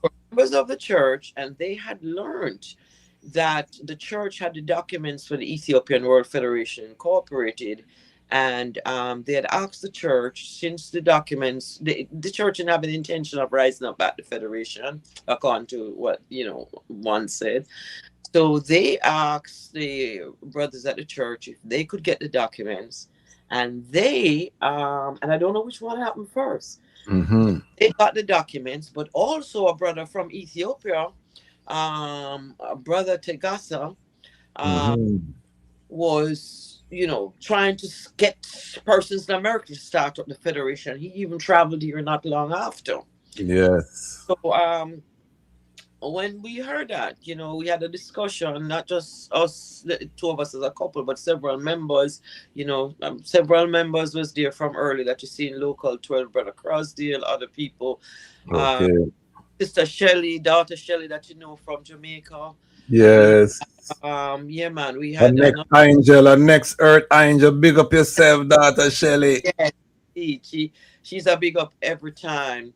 Yes. And several persons, but the two of us went down to Church Avenue in Brooklyn, and we advised the brothers, that we had an interest in taking up a charter in the Ethiopian World Federation, because we did always know that is what His Majesty gave us. But things not moving on Charter 50, not there, and we were Yeah. really into 12 tribe of Israel. So it's not 12 tribe or federation. They are Yes. one same for me, you know. Okay. Okay. We went there, yeah. 12 tribe is an extension of the federation, you know, and so we went there and we, you know, brother, and I want to bring up this brother. He's in Jamaica now, still functioning work, brother Nimbagyad, and some Yeah. other were there, and you know they welcomed us. We whatever go through the process of you know acquiring our charter, and then we started to you know gather people. I will tell you, by the time we get that charter, we had 30 something people. 25 was the requirement, so that Yes. really spoke to how people was glad that 12 Okay. Federation was you know rising up again. Okay. You know, that is it. We started our charter, we moved around others start charter like local 27 in the Bronx. We Okay. stayed close with local one, you know. Yes. Yes. And what does the EWF mean to the eye, and what would the eye like to see from the EWF in the modern time? Gosh, I love that question. That's one for me. So yeah, that's the one for me, my brother. Uh yeah, it's something I ponder with all the time. And I don't want ever for ones that form, you know, form new groups or trying to have new coalitions to enhance the movement of Black people, of the African family, of Rastafari people. But I want to say that the Federation is where we all should be. And the way the Federation is designed, we all can be in our little, you know, enclaves per se. We can Yes. have our locals. We can be part of the big government. Because here is where I struggle for as a woman in this time. And like you said, organizational theory and design is a big part of my career. And Yes. We have to go through your professional chart too, but we'll do that after. oh, that's lengthy. But anyway, um, we don't have, we do not have that central place. We do not utilize. We have that Yes. central place. Yes. Yes. Yes. Ethiopian World Federation Incorporated. We don't utilize it, and many of us are not even in any group because you know, for me, it would be bad enough if Rastafari once wasn't you know, in the Ethiopian World Federation. But for them not to be in any group, moving unaligned when it is organizations that the structure of organization give us certain rights, provide certain platform for Yes. us, and Yes. also for economics. Yes. We're not in anything, we're not doing anything, but the federation is here. The federation was given us by the Majesty. Come home and take part in this gift from His Majesty. It not functioning right. Maybe are you it a wait upon forget to for do the right thing. You know, and I Okay. yeah. So I this is why I said the federation means everything to me. Only because for me is that is one of the gifts from His Majesty. Yes. All other things and they are great, you know, but this is it. This is it. His Majesty give us this. What we do with it is up to us. You know. No, that is a key that you have said, and that is the reason I joined. You know, I knew about the federation from being at Howard University, and of course, Malako Bayan was a Howard Right. med school graduate. So coming into the movement, we wanted to know everything about His Majesty, and Howard has a picture of His Majesty walking across the yard in the library. You know, so that was a big thing for us as young Rasses. Is you know, you're coming into this consciousness, and then you go to the library and you see the Majesty right there. You know, so it was really something special for I and I. And one of the things that we glorify, as the I say, is that the charter of the EWF, and I'm looking for a copy of the Constitution so I can read out the preamble, because I think it's such a profound, you know, especially for this time, and it was created in wartime, you know. It was created in wartime, so it is a document that was created at a time of great tribulation, and then we find ourselves today, you know what I mean, in the same kind of situation, so to speak. Hold on 1 second here. Let me find a copy. But as I pull it up, what You grab mine? yeah, you have it there. You have it there. I think it's in my bag. It's always in my bag. Maybe it's Yes. not, but I'm going to look. If not, it's right across the hall. Yeah, man, it's in the bag. It's in the bag. What you want to read? The preamble? Yeah, the preamble, because I think it's so profound, you know, because remember that this had to be approved by the Majesty, you know, so it's something that, for one, refutes that His Majesty did not, you know, was late to the Pan-African struggle, because, of course, 1937, you know, a lot of people think His Majesty came into the Pan-African struggle in the 1960s.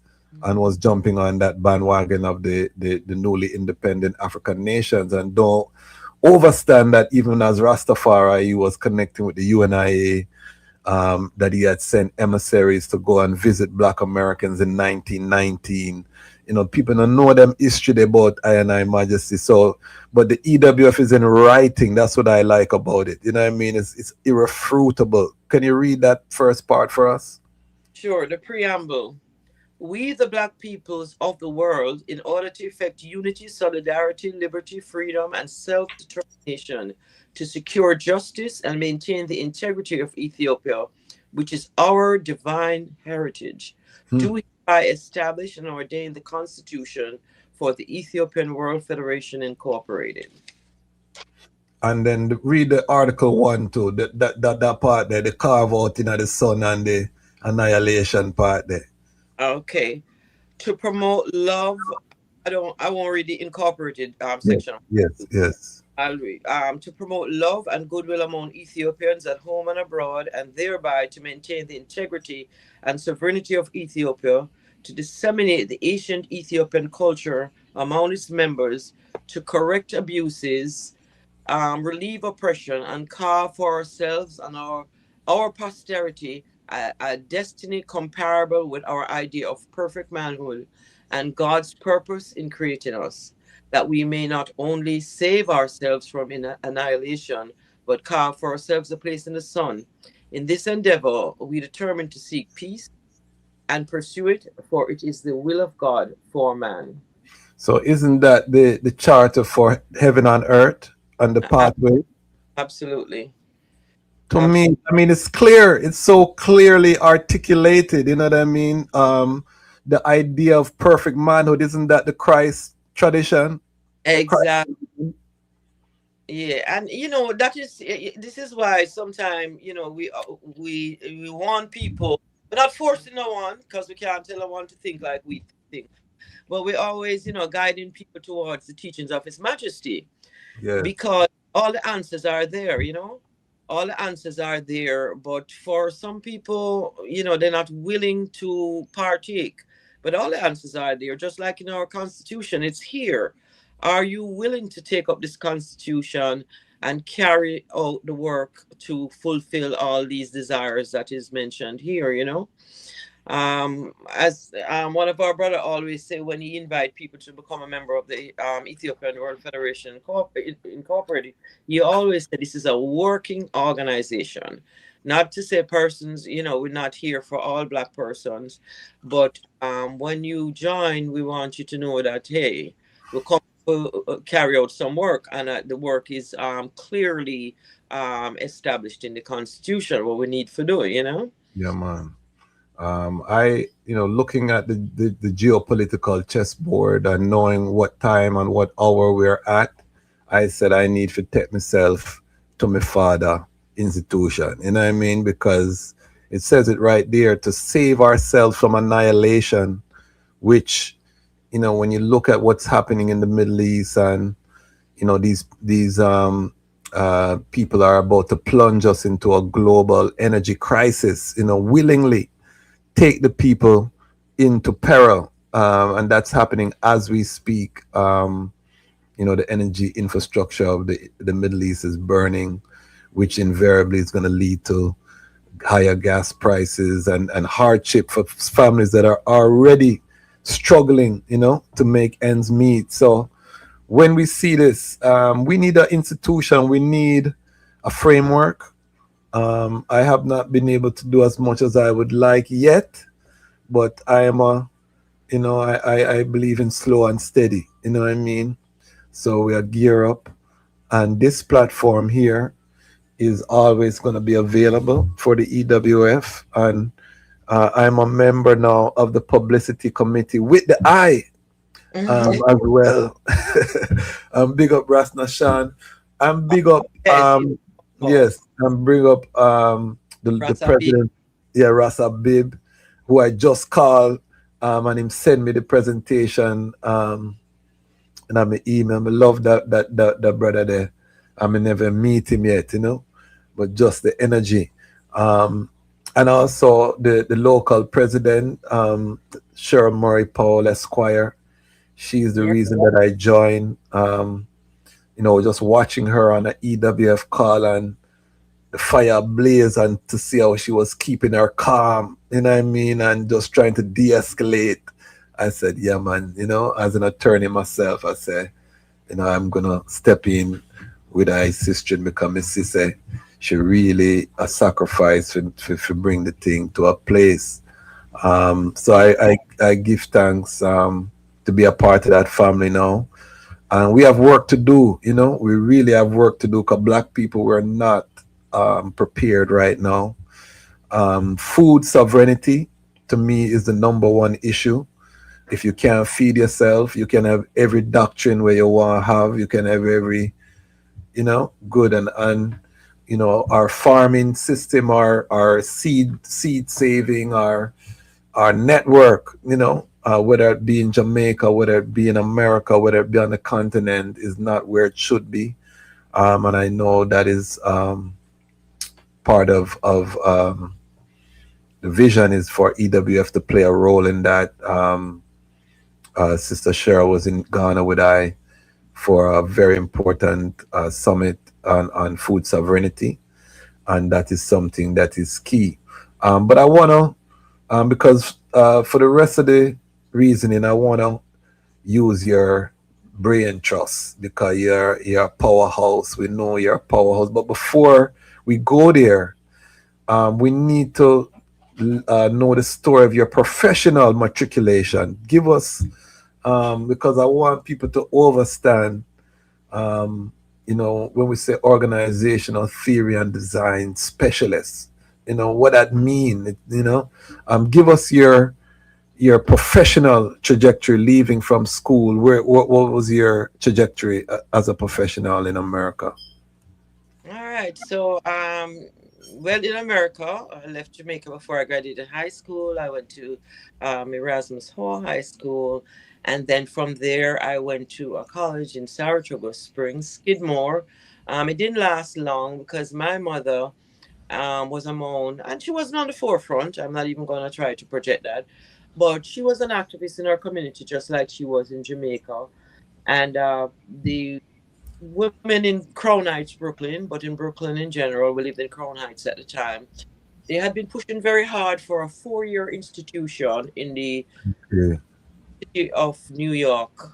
I think it's called CUNY. I forget already. System, because in Brooklyn, the only 4-year institution was Brooklyn College, and Brooklyn College, certain people got in there first, and the rest of us, made up the rest of the numbers. So once Medgar Evers College opened, my mother brought us back to Medgar Evers College, and I was one of the first 100 students there. And I don't know if I wanted to get away from home. The city wasn't great, but the cultural experience was fantastic. I met a lot of people, start getting, really solidified in my blackness now, because most professors would come through there. She wasn't a professor of mine, but we had Betty Shabazz there at one time. Okay, wow. We had quite a few persons. So I eventually got my undergrad degree, business degree, Yes, yes. I was a banker for many years. I worked for a bank for many years.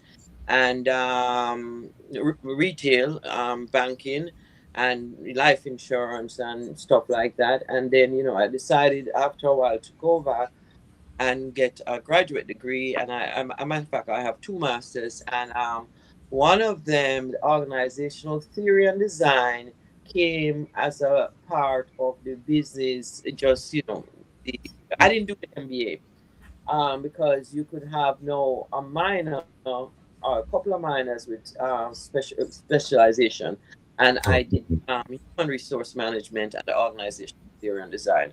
How has that helped me in my career? Like when I worked in the banking institution, when they were going to open new branches, I would be more than likely, and I'll tell you, we were on a team that opened the Bower Savings Bank at all. Well, if you're familiar with New York, the South Shore Mall, like Kings Plaza, going all the way up to Long Island. So it's a group that a lot of specialists in a group. We make assessment, but because I have the HR experience, I am more about who do we hire for these jobs, what skills they have to have, what hours they have to work. Is there a career path for them? How do we manage them, and stuff like that. So that's where I wasn't in the capital spending and building the building and how many square foot of whatever we needed. And so I continue in all, I worked also for a long time for one of our communications company here on Long Island. And that's basically what I did, for a long time. And I left, went to a nutraceutical company, and that's what I did. So it's the human perspective that is, very important. Who do you hire? Who does this job well? Everybody is not good at everything. How do you, assess what you should be doing? Because a lot of people like to think, hey, this person worked here 10 years, they should become the supervisor or the manager. No, not at all. So it's things like that we worked on. But corporations, I will tell you one thing though. These corporations were always, of course, very well funded. And so, uninsured. So they had room for error. They had for doing beta tests and things like that. That's where, when I try to transcend my experience to different organizations, within our communities. That's where I have to go back. And I'm not about, hey, it's all money, but money is a big thing. We're not fun. So once we make a little mistake, sometimes we just become defunct. You understand? Yes. Yeah.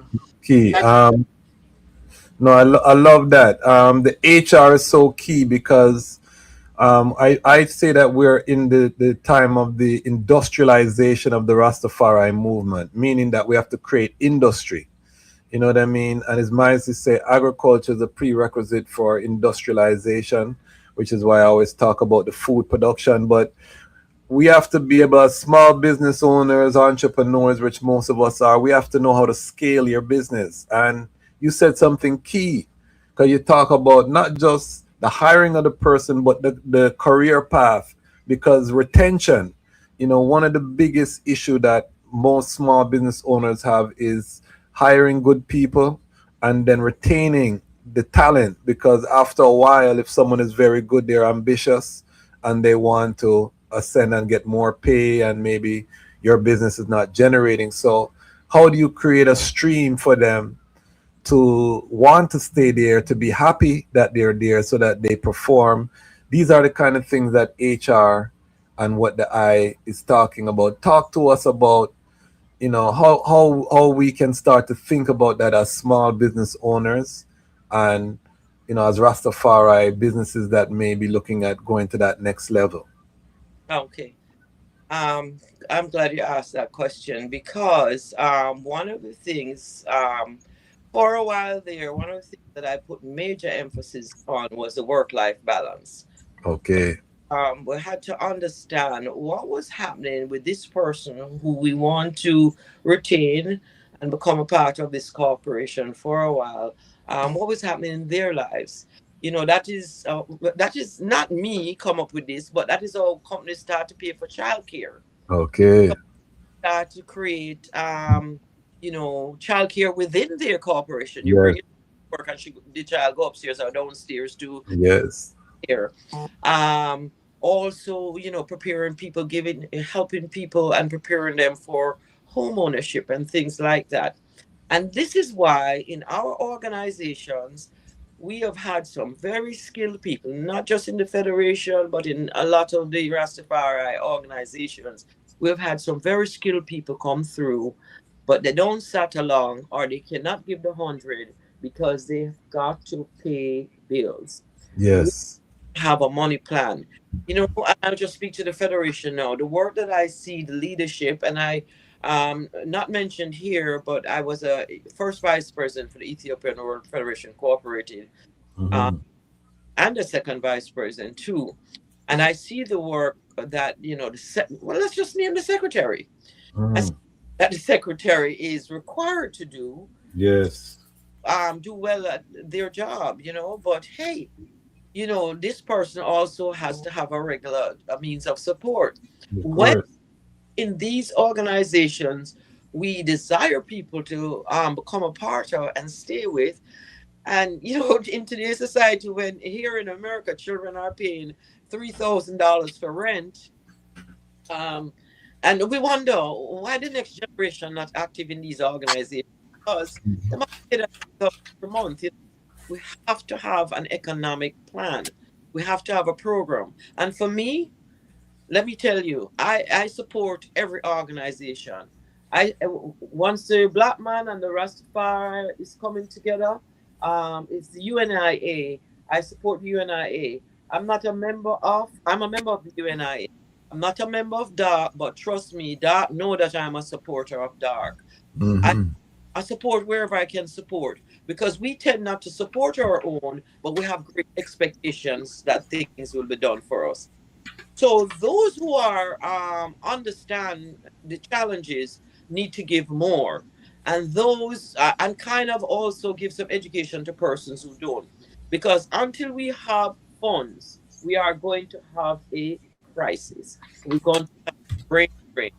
We're not going to be able to persons that can move, they can fuel, the movement and get us to the goals, to meet the goal. That is so true. And I want to also publicly thank the I for being a part of our Lion Pride on Patreon, and a support of this platform. So you put your money where your mouth is. You're not just saying this. I can testify on your behalf that you really do support. What made you support this platform?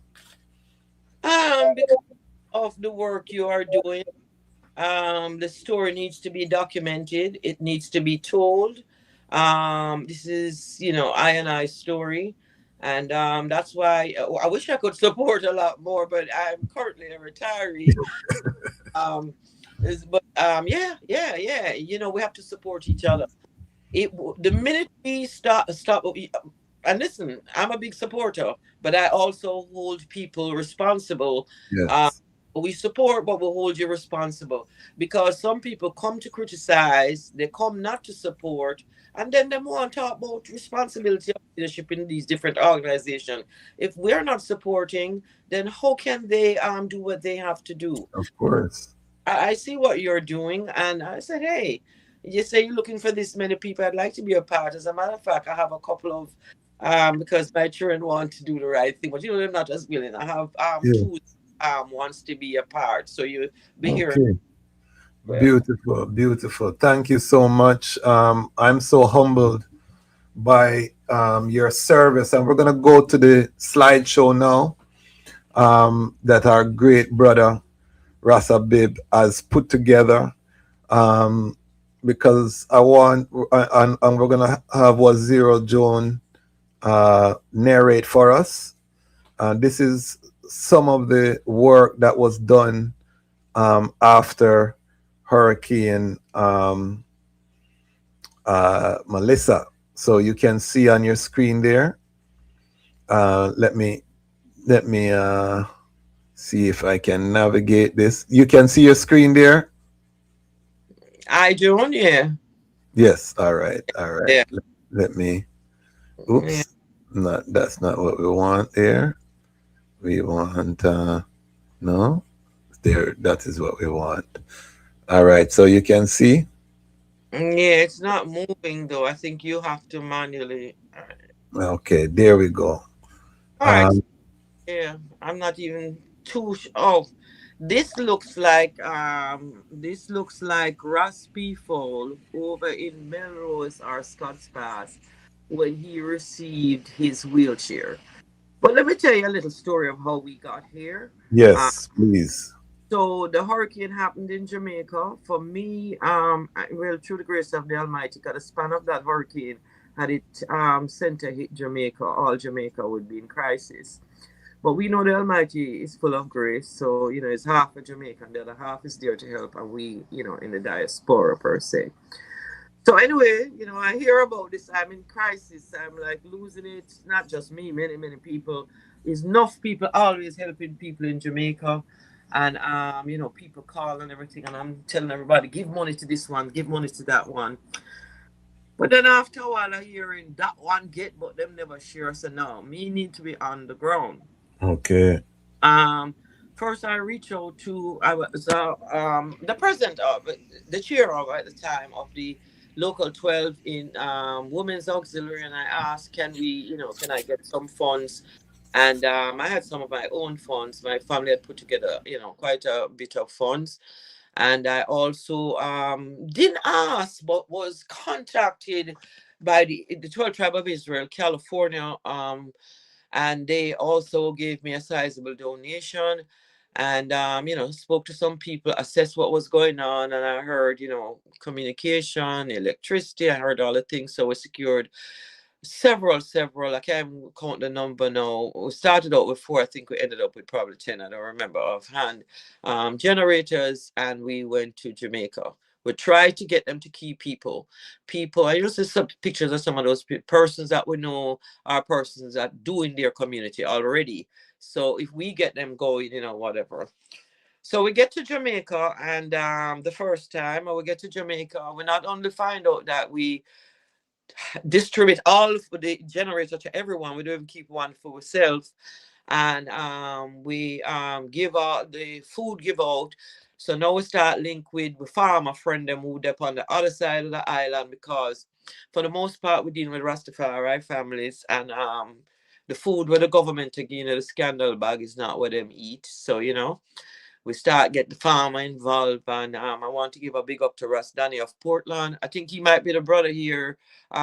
He's definitely the brother who pick up the wheelchair for Russ people and take it up to Clarendon for us. So that was trip number 1. Trip number 2, now we still doing the same thing. Less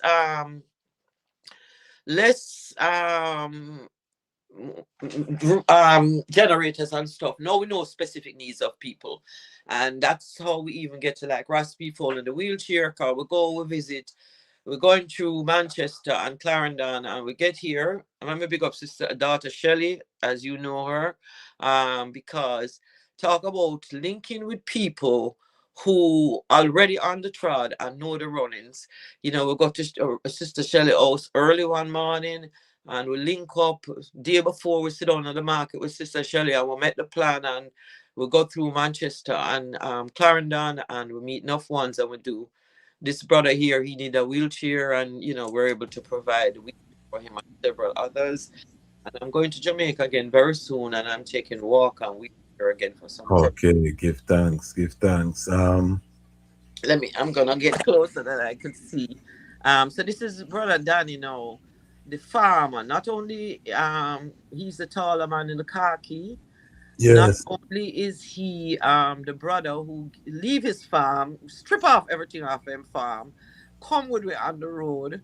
We first trip through St. Anne's, Montego Bay, and Trelawney, and but he now is continue to support. He's a part of the ground crew.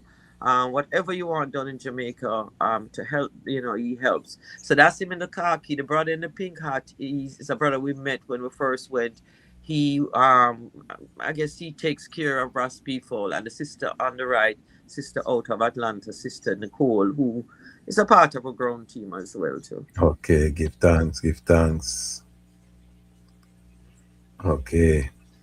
A woman reflects Jah through creation, patience, and inner power. Big up yourself.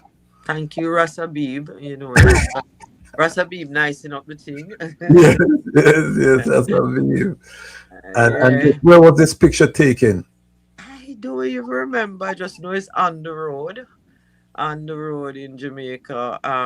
This is trip number 2. So I want think it has to be like Manchester. We even went back to St. Anne. Somebody remember this picture offhand, tell you the truth. Okay. Looking young and vibrant though.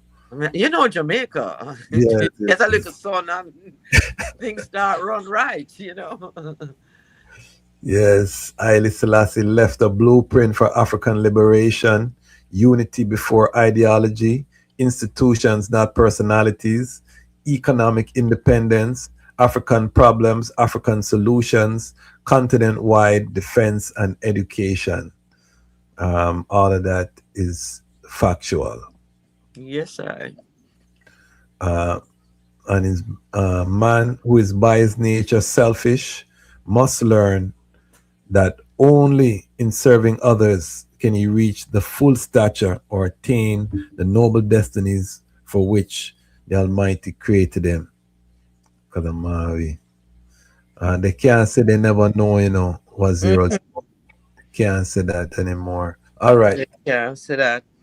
So this is Sister Shelley in the blue. Yes. And Sister Shelley has done a lot of outreach within the Rastafari community. And she take us to, I think this is Melrose in Clarendon. This sister and her husband, you know, have a shop on the way to, you know, we were actually headed to St. Elizabeth that day, and when we had a discussion with them, we kind of did, I like to say, a triage. We meet the people, we understand. You will see pictures later. One of our sister and Mama Joy, she in the car. One of us always in the car, kind of assessing, you know, things, writing down things, trying to understand, you know, what does the stay name, what she says she want, and things like that. Okay. So this sister was having the discussion with Shelley, and, you know, this was a part of understanding her needs. Give thanks, give thanks. Okay, we have some video. Is there sound? Sister Mercy, Don't think there's any sound. You're hearing any sound? Yeah, I'm here. Alright, and we're dealing with the nutraceuticals and the liquids. Okay, I'm not hearing. Okay, blessing, blessing. So can you hear me? Yes, I hear the eye. Yeah, so like I said, previous to retirement, I worked with a nutraceutical company. Yeah. And funny enough, a lot of brothers and sisters wasn't really interested in nutraceuticals, but as time go by, they understand and whatever. And explain what is a nutraceutical.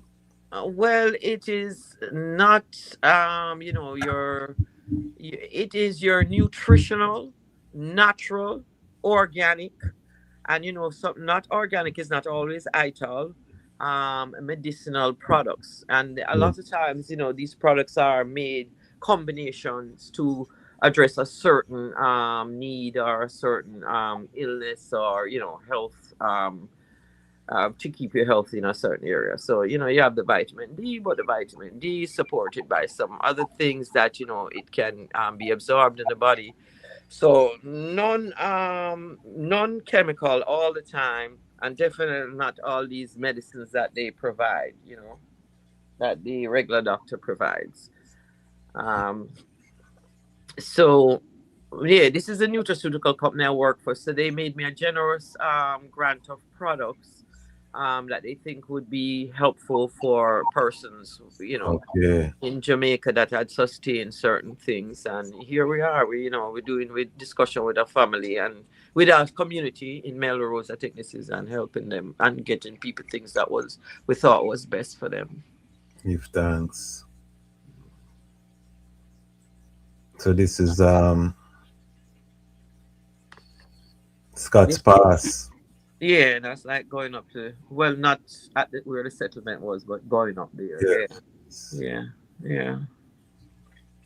Yes, my father grew up not far from this community. Really, it's not something.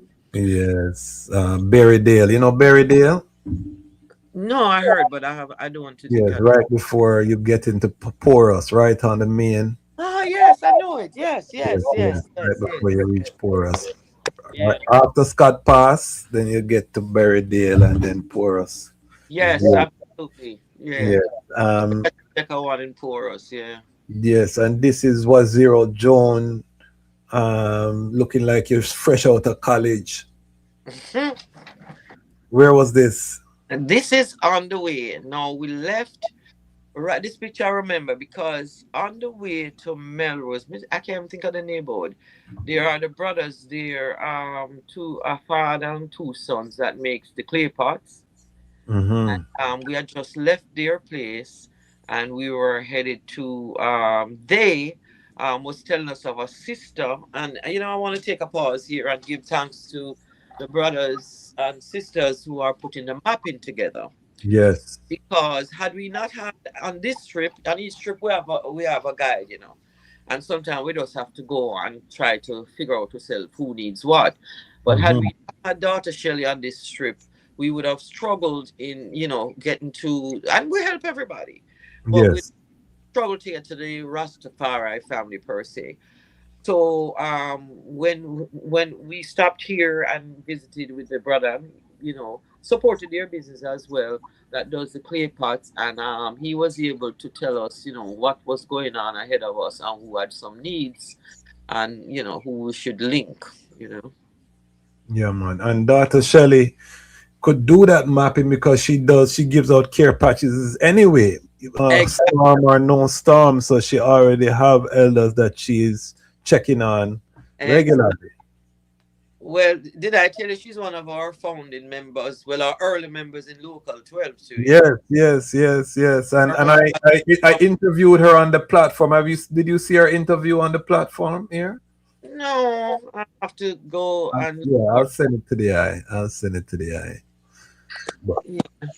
So this is another brother, and I'm beginning to believe this brother and others might have lived in the Scots Pass settlement.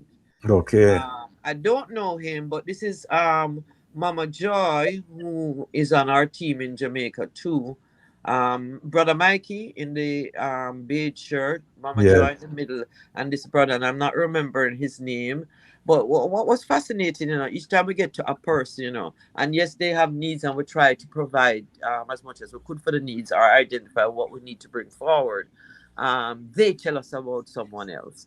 So Yes. everyone was looking out, and this brother at this time, I remember, was telling us about some people on the road that needed a help. Give thanks. That's the love. That's the love that we love to hear B12 about. Pure and love. vitamin C and Are you hearing now? I'm not hearing anything. I don't know why. But So this just is some people we meet along the way. I think one of the people yeah was man, so we're specifically still went in to, and the compliments of brother was purity expressing products he and was all having some joint products they provide problems. for He was the having certain Jamaica. other issues, and So we we're still suggest that he here in tries the yeah nutraceuticals. man, and we're providing the brothers them with some vitamins, yes, daughter nutraceutical Shelley. supplies. Yes, give thanks. Car load up. Yeah, man. When early the car load up, after a while it's empty. Empty. But Yeah, it's a this is the joy. It's a time, joy. yeah. And this is when in Rastafari when we talk about battlefield, these are the things that we talk about because we now go out there go fire gun on people. We're talking about going out in the field and doing the most I work, and that is what this is because the item would be like angels coming to visit these ones with Yeah, relief man. after going through such hardship. Who are these brothers? I know one of them, but who is the other brother? One is brother Mikey, and this brother here, him is right by the Scots, because since the close down, a lot of people just develop proper structures along the way. This brother Yes. named Ras Ayatollah. That's his name. Okay, Yeah, okay. Ras Ayatollah. Yeah. I've heard of him. I don't think I've met him. Yeah, man. Very nice brother. Okay. And this was the nutraceuticals. Right. Yeah. In the this look like in Scott's Pass still, cause I see one of the brother them from there. Okay. And Who this is is a sister. I can't remember her name. She lives someplace up the hill. Motherfucker. But it's before we got to Scott's Pass. She had some specific needs. Sister Shelley had known before, and so what we brought for her was, to deal with her specific needs and you know, whatever. But the as a matter of fact, when we were at this place, I don't know if we did capture it.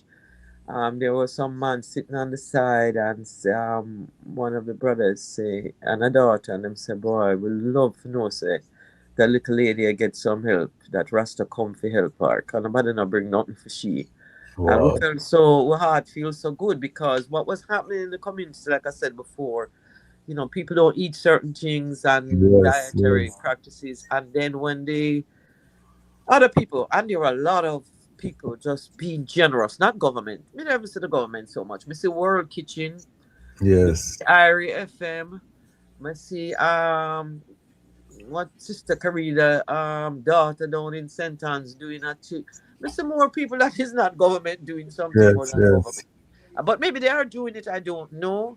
But the thing is that when Yes. persons, a lot of people go out, they're not providing what the people really need. Mm-hmm. It's just to paint, give what we have, and that wasn't working after a while. Yes, yes, yes. Mighty works. And this was on the roadside. This is a wide angle shot. Yeah, same trek through. Yes, and here is the rest is them that make the clear pot, and Okay. yeah. This is the elder and that him son, and um, I have to get this. This now is another day. Now it's the same day, but we're at another person location. Okay. A person location, yeah. You know what I avoid taking, and I ask persons who was taking picture. We don't want to hand out and we give somebody something. Okay, we don't Yeah. look for no photo up. Okay. We, want to show unity, so we take picture with the people as opposed to give them some paper Yes. bag or anything. Mm-hmm. Yeah. Who is the brethren, the tall brethren there? This Ras man is unbelievable. Ras Danny out of Hampstead St. Mary. Uh, Mm-hmm. he was our driver, our security, our technician. Them couldn't set up the different things, the generator and stuff. Just a wonderful brethren. And that's Mama Joy, ones who know her as a sister that live in Mandeville. She lived out in Kingston too. And Yes, but of we're at Sister Shelley house. This is where we're starting that morning because we used to meet Okay, in different okay. places. At Sister Shelley house, yeah. Who is this elder sister here? And I see Mama Joy. This is the day before we take that trod when I tell you we went down to the Okay. market where Sister Shelley sells. And as a matter of fact, it was the Christmas market in Whitney in the park in Mandeville. And we go down there, and this is where we kind of have a little meeting for how we're going to move forward tomorrow. Okay, okay. This is on the road. So, then I people them coming here, inside, whatever. Okay, and where was this picture here? This is probably my first day out after. And you have so much people to give thanks to. I want to give thanks to my brother. As a matter of fact, he's deceased. No, since that Ras Iman out of Buff Bay, he has the or the water company, the Mecca Water. So we are just meet the Mecca Water driver on the road and fill up our car because We did a lot of water. Water was important, so we did a Yes, lot of water. yes. Yeah, yeah, yeah. So that Give was thanks. Yeah, man. Give thanks for that. And that's Scott's past primary again. yeah, yeah. Going The through. joy. This is the joy of giving. Eh? Yes, I. And the I, dog is very fashionable. I'm telling you, I want to tell you, I want to go to the International Women's Day theme this year. It says what it say? Give to gain. And boys, a whole heap of things we learn in Jamaica when we down there, just by Yeah. going through each person community and meeting Yes. individuals who are very knowledgeable people, Yeah. but Yeah. probably not funded to do what they have to do. So that Yeah. picture of this one is in Montego Bay. We're in Montego Bay Market because we're on day 3 of our second trip and we have run out of food. So what we do, like I said, we get food from brother Danny at the farm, but we Mhm. also go to Montego to the market where we're and full up with things that we could give people because we brought a lot of grains and stuff, but once those run out we bought a lot of vegetables and so this is a market day for us before we went into Trelawney, I think. And Okay. this one is a member of our local. I don't know, I haven't seen him in a while. Okay. And This this is picture here, Salt Marsh. This is where what is brother name now? Ras Jabali. Ross Jabali have his place, right? Yes. House of So Siba. Big up Ras Jabali every time. yeah, man, and this is going up to Ross Jabali property, not not down on the main road. This is where he's developing and whatever. So we went up there and link him and whatever. Okay. And this is his wife. This is the business his wife does. Yes. Dealing with Yes. fertility and birthing and stuff like that. This is her boss. Just wanted to feature it because it's important in our community. Yeah, man. Ras Jabali and his family, one of our enterprising Rastafari families. Big up every time. House of Siba. Indeed. Yeah, so this is at his property down on the main road. I might not remember the name of the place on the main road, and we all go there so much. So this is the World Kitchen. It's out here with free water and free food, but again, the food is not what certain people eat, Yes. so it becomes a problem. But they brought a lot of water out. I want to big up the World Kitchen or whatever they're called because it's a lot of work, Mr. Them do. It's a lot of work, Mr. Them do. Yeah, man. Respect to respect is due. World Central Kitchen. I'm sorry, I said it wrong. Yes. Yes. And there's Ras Jabali. Yes, we went up to Ras Jabali. Proper, we were building it. Was his home is, we were just getting a little down moment from being on the road. Yeah. Yes. Big up. Big up.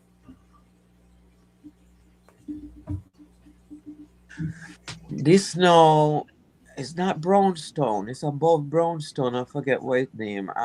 St. Anne's. They got hit pretty bad up there, and you can see the red generator on the ground. This was one from the first to give this family a generator. This sister in the black blouse, Sister Gloria Dan. She's a stalwart in the 12 tribe of Israel, and that is her granddaughter and her granddaughter's daughter. Okay. So, we took them the generator and the power pack and everything. And when she get light, enough people around her get light. So it was a great day. Beautiful. Beautiful. And you can read this final slide here. Even though the world is in disarray right now, I'm grateful to have a roof over my head, food, water, warmth, and love.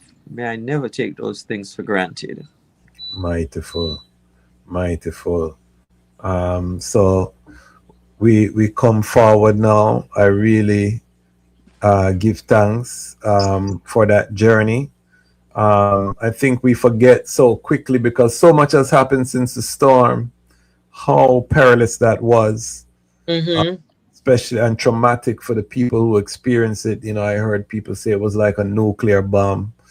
The landscape, no foliage on the trees, no food, no water, dead bodies around the place. You know what I mean? So to come through that and to see the work that I was moved to leave from New York, go down on the ground, and to reach the Rastafari community like that. I think we have to commend the eye, and we're humbled, that the eye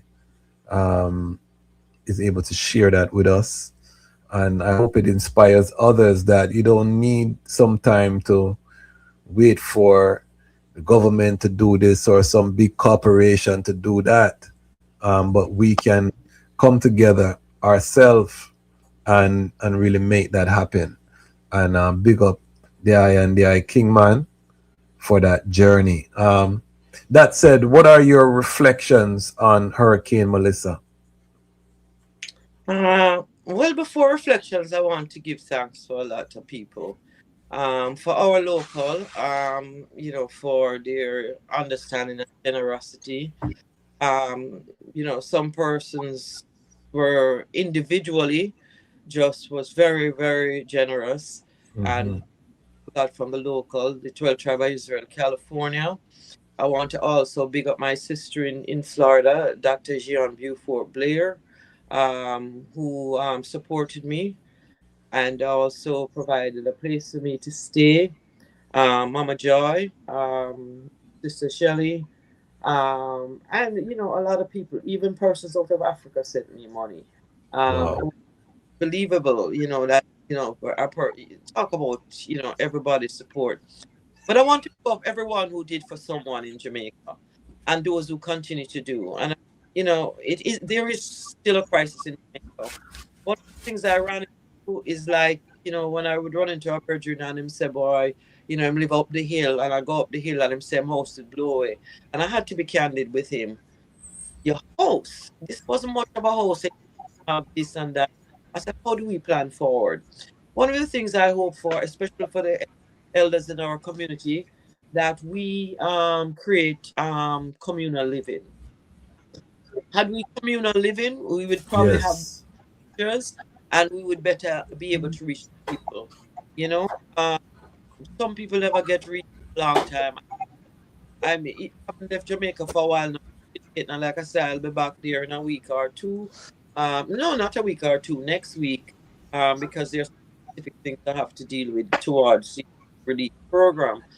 But we need to have a big up RMO and whomever doing the mapping, because the mapping need to go on. We need to know where our people are, but we need to know that they are in some place where they can survive, not anything, but better survive things like Melissa, although we know really some sturdy homes went down.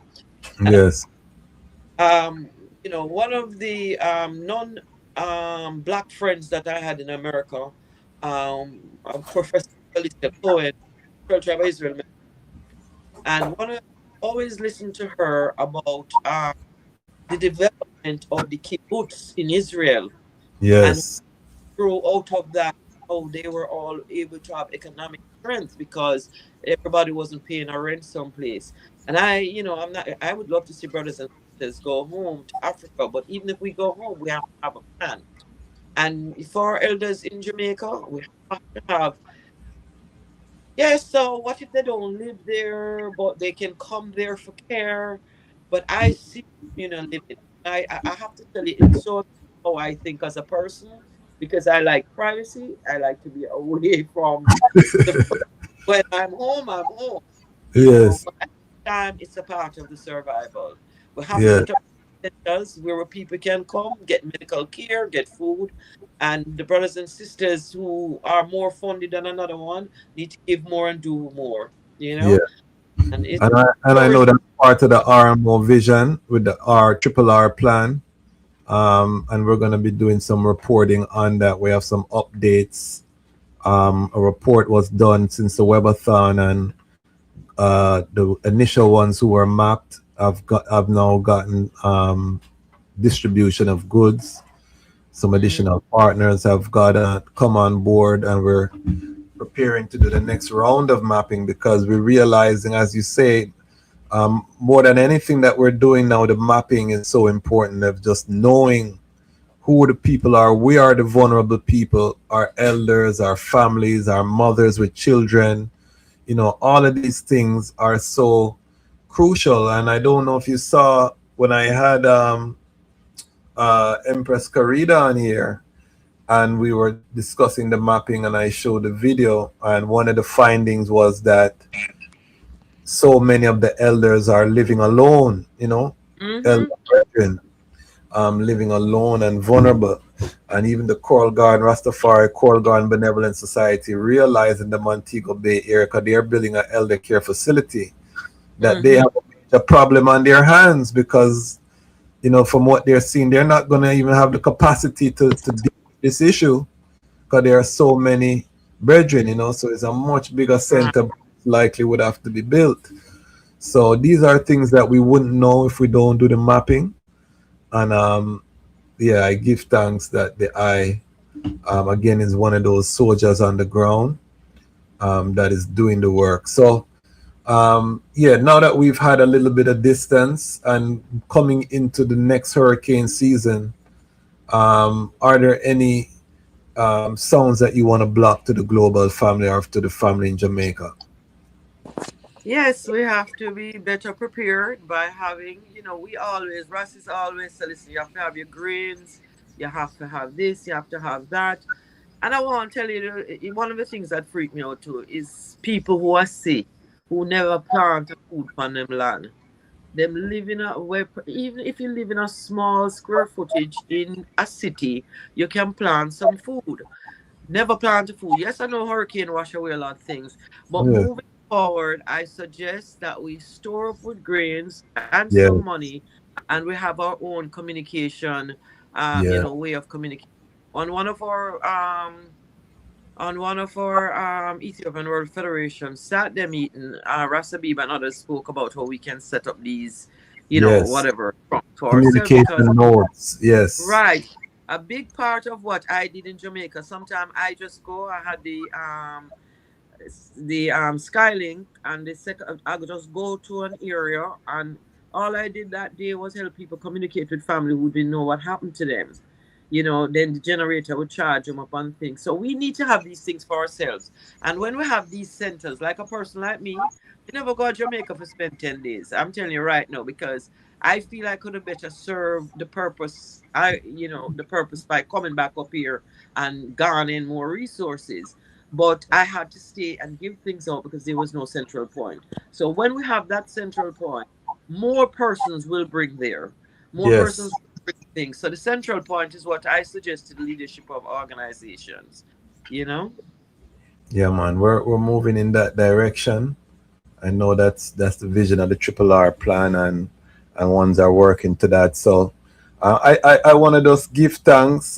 We've gone past 2 hours, and I really thank you so much for your strength. Again, just everything about the eye journey, the royal dignity that the eye exude, and grace, strength through service. You know, when I thought about what to call this episode, that was what came to mind, because you know, the eye is always giving, but within that there's such a strength, you know, and a quiet, because it's not a boastful thing. And people who know Sister Joan or Empress Joan know that it's not a boastful thing, but it's just a matter of fact thing, you know. The way how the eye present yourself is just very matter of fact and doing the work, you know. You're not gonna see this sister very long without seeing the work in action. And I think it's an example for all of us as Rastafari in this time. We have never been tested like the test that is coming, brethren and sisters. And I want to keep reiterating this. Do not think that this is business as usual on this earth. Everything is going to be turned upside down. It said that the days shall be shortened for the sake of the elect. And as I said, the days are flying. So we know that unprecedented challenges are in front of us, and the way to confront those challenges is collective security. You know what I mean? This is not a time to be a lone lion or lioness. This is not the time to break off or splinter. This is a time to come together. Yes, we're going to disagree. Yes, we're not going to see eye to eye on everything, but that cannot be a reason for us to scatter right now, my brothers and my sisters. Join an organization, contribute, show up, participate. If you can participate, send in some funding to the organization, do something. But now is not the time to tell me that, boy, get along with people, and you know what I mean, and yeah, I tell you, yeah, that burn your spliff or watch Netflix. Me don't want to hear that, my brother. You know what I mean? Now it's not that time. You know what I mean? This is real Armageddon time. As I say, by the end of this strong, remember the gas price where you see today, because you probably not going to see it again like how you see it today. All right, so give us some final word sound, our Zero Joan, and this is just part one. We're gonna have the I come forward again. Also, I have a show called Lion Love, and I have to have the I and the Kingman together to get some, the reality of being together, because we want to highlight our couples within Rastafari. I'm going to be doing that later this year, just interviewing different couples and having that there, because again, Armageddon, you need to have someone by your side. The work is a lot easier when you have someone who's by your side to do the work. I couldn't do what I do right now without my queen, to be honest, you know what I mean? And anytime you see me thing look sloppy, it's become a queen not there for clean up the thing and make sure I say I that and the T cross, you know what I mean? So as a brethren, I advocate that, to have a queen. Is that Queen Mother Moses in the comment? Big up yourself, Queen Mother. You always have some different name. I never recognize you. Every time, Queen Mother Moses. Queen Mother Moses. What did I say? Queen Soldier Moses. Yes. Yes. And Mother Moses will be joining us here on the platform for Women History Month as well, I think on the 26th. Wow. So stay tuned for that as well. But yeah, man, so just give us your final sounds to the global family, and is there any way that people can support the eye, or any works that the eye would like people to support? Let us know so that we can put it out there. Yeah, give thanks. Well, just continue in love, I really have to give thanks to our brother Mikey, to all the Biran, because my Kingman, because he, talk about born in a family of giving and Africanness, and this is where I am now in my years, in these later years, and I'm so thankful that I'm sharing this time with him. We don't always agree, but I can tell you, we agree on one thing: the Black family. We are not going to stop till the Black family move forward. I just want to say to brothers and sisters, we admire institutions like all these churches and things, and say how good they're doing, but their members give their tithes, and we need to give our tithes as well. It is very important. And since we just bring up the Queen Mother, our Queen Mother, I've known that sister for a long time. She has been the first in a lot of things on this struggle. But one of the things Empress Queen Mother Moses always say to us, join some organization, join something that we can, we could be together on this, because, as a unified force, it's going to be harder for them to defeat us. And my very last words after giving thanks, brothers and sisters, our Armageddon is over. Don't get caught up with these two slave masters fighting each other. Yes. Let us cure ourselves, because I hear some people, because they are maybe Islamic by religious persuasion or spirituality, think that there is a side to take, but those other Islamic people they are not us. Let us not get caught up. It's their battle. Let us secure ourselves. And we have to build the alternative, because they're destroying, the old world is being destroyed, the old order is being destroyed, And if we don't build the alternative, we'll be forced to once again live in somebody else's reality that they have constructed for us. So Indeed, indeed. this is Yes. why the building of heaven on earth right now is imperative. And again, when we look in the chart of the E.W.F, it's right there. So it's not a fantastical thing that we're making up. His Majesty literally wrote it down. In order that can you read that mission one on the Constitution? Make we end right there. So read What do you want me to read?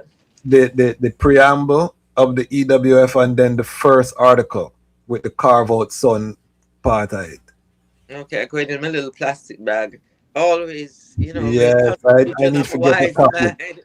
I Because, need, you never know where you are and have to have a conversation and show proof to people. yeah, man. But I where need. are you saying now you want me to read? You want the So read, preamble again? yeah, read the preamble, and then we're gonna go into the first article. Okay, the preamble. We, the Black peoples of the world, in order to effect unity, solidarity, liberty, freedom, and self determination, to secure justice and maintain the integrity of Ethiopia, which is our divine heritage, do hereby establish and ordain this Constitution for the Ethiopian World Federation Incorporated. And then you want article. Well, let's read. The other part just goes into section 1, just says the name of the organization shall be the Yes. Ethiopian World Federation Incorporated. Section 2, the aims and objects of the Ethiopian World Federation Incorporated shall be, and I think this is the part you want me to read, Yes. to promote love and goodwill among Ethiopians at home and abroad, and thereby maintain the integrity and sovereignty of Ethiopia, to disseminate the ancient Ethiopian culture among its members, to correct abuses, relieve oppression, and carve for ourselves and our posterity a destiny comparable with our idea of perfect manhood and God's purpose in creating us, that we may not only save ourselves from annihilation, but carve for ourselves a place in the sun. In this endeavor, we determine to seek peace and pursue it, for it is the will of God. And I'll just read other parts that I didn't read before. To promote and pursue happiness, for it is the goal of human life and endeavor, to usher in the teaching and practice of the fatherhood of God and the brotherhood of man. I don't know if you want me to continue. No, that's good right there, because the direction is clear. Peace, as you say. So the war that is taking the world is not our war. We have been charged, and remember that when that was written, World War II was raging. Italy was occupying Zion. The devil himself was in the motherland, trying to take over the throne room, blessing the bomb them, Pope Pius the 11th, and the dragon. So this was written at that time, and now again we see a quest for world domination. As she said, the slave master and the slave driver, the Arab enslaved I and I, the Roman enslaved I and I, and now we see them locked in an epic battle, which is not our battle, as said, and our job is to build that alternative, because they're going to destroy many parts of the earth in this conflict. Many innocent will fall, and particularly those who are not part of something greater than themselves. So this is where the organization and being a part of something and preparing comes into play. And it's so important on a family level to store food. Make sure you can eat for all a month. If you can't get to a grocery store, you have your tin things them, you have your dry goods them.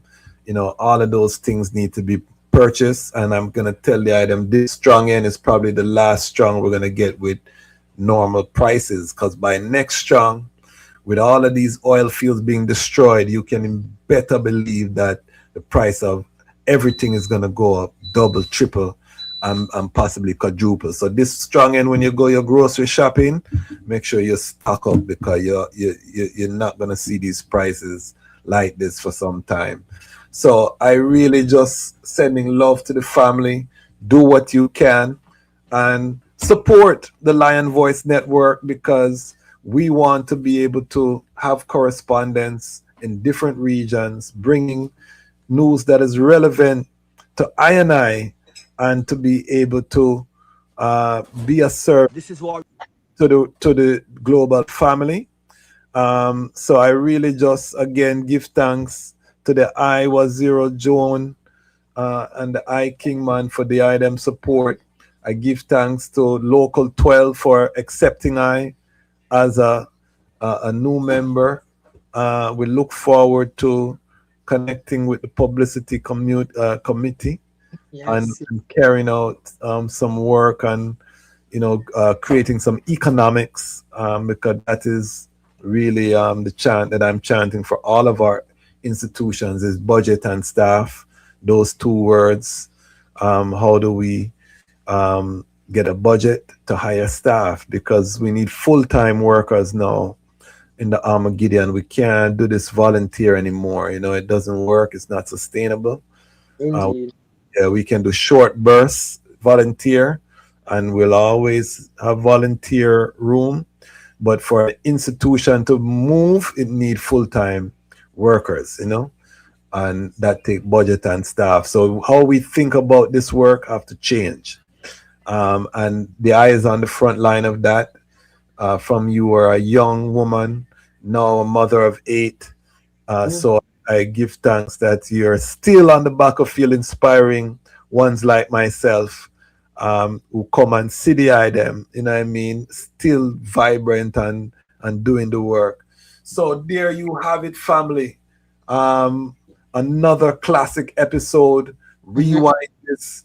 Yeah, man, and love it up. Why? Because the time has come for the lions and the lionesses to tell our own story, and this is the lion voice. Rastafari. This is Yeah, Warrior bless. King, and the time has come for the lions and the lioness to tell their own story. This is the lion's voice. Give thanks and praise for the wonderful blessing that's been poured on me. Give thanks and praise. Jah use I as an instrument to set the people free. Jah give her the powers to chant. Jah give her the powers to chant. Rastafari, the lion's voice. Amina, the time has come for the lioness to tell our own story. No surrender, no retreat, we are Jaja soldier. Rougher than the streets, tougher than a boulder. Bigging up Lamb's voice. Now put it. I Jalifa said that. Greetings, this is Shiloh. The time has come for the lions to tell their own story. See? This is the lion's voice. Keep it locked, right, sir? Shiloh said. Are you satisfied? Wipe those tears from your eyes. I'm all alone, still you thought I was telling a lie. This is the lion's voice. Keep it locked, right, sir? What are you waiting for? Come together, calling from near and far. Know who you are. What are you waiting for? Rally up, it takes the dust. What are you waiting for? Ancestors paved the way for us. Yes, I am Ketis Oyonde, asking, what are you waiting for to come together? The time has come for the lions to tell our own story. This is the lion's voice. African pride, root of all nations, boy. I tried with the lion, the Rastafari. Lion of it tried with lioness like I do. Empress on the front line, we need you. Well, this is Medicine, the steady one, and you are now tuned in to the Lion's Voice Network. What the lion fought for do? Scorch them. Roast and parch them.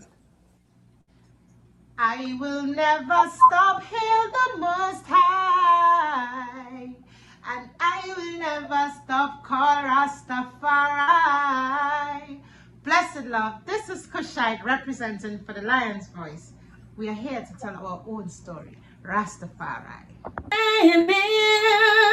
Empress Manel, and a young scientist. Your role universally unfold. Be told, Blessed love, this is Itege Idama, and it's time for the lioness and the lion's voices to be heard. This is the lion's voice, Rastafari. Yo, blazing fire, yeah man, this is Racindio out of Belize, and the time has come for the lions to tell our own story, right? Yeah man, we blaze fire, burning the wicked and the dirty vampire. Yeah man, Racindio, say that, blazing fire, lion boy. The fittest of the fittest shall survive. My people, open your eyes. Wake up. Blessed love, this is Queen Omega representing for all lions and lionesses. With the lion's voice, we come to tell our story. Rastafari, live it. Hey, the lion's voice, Rastafari. Yeah, David Dread of Steel Pulse, and I'm saying hail to the lion voice because it's time that the lion have its voice, have its own story. Says I'm stepping out here. Hear me now. Yeah, the lion's voice. Raw. Make the lioness them the lion voice.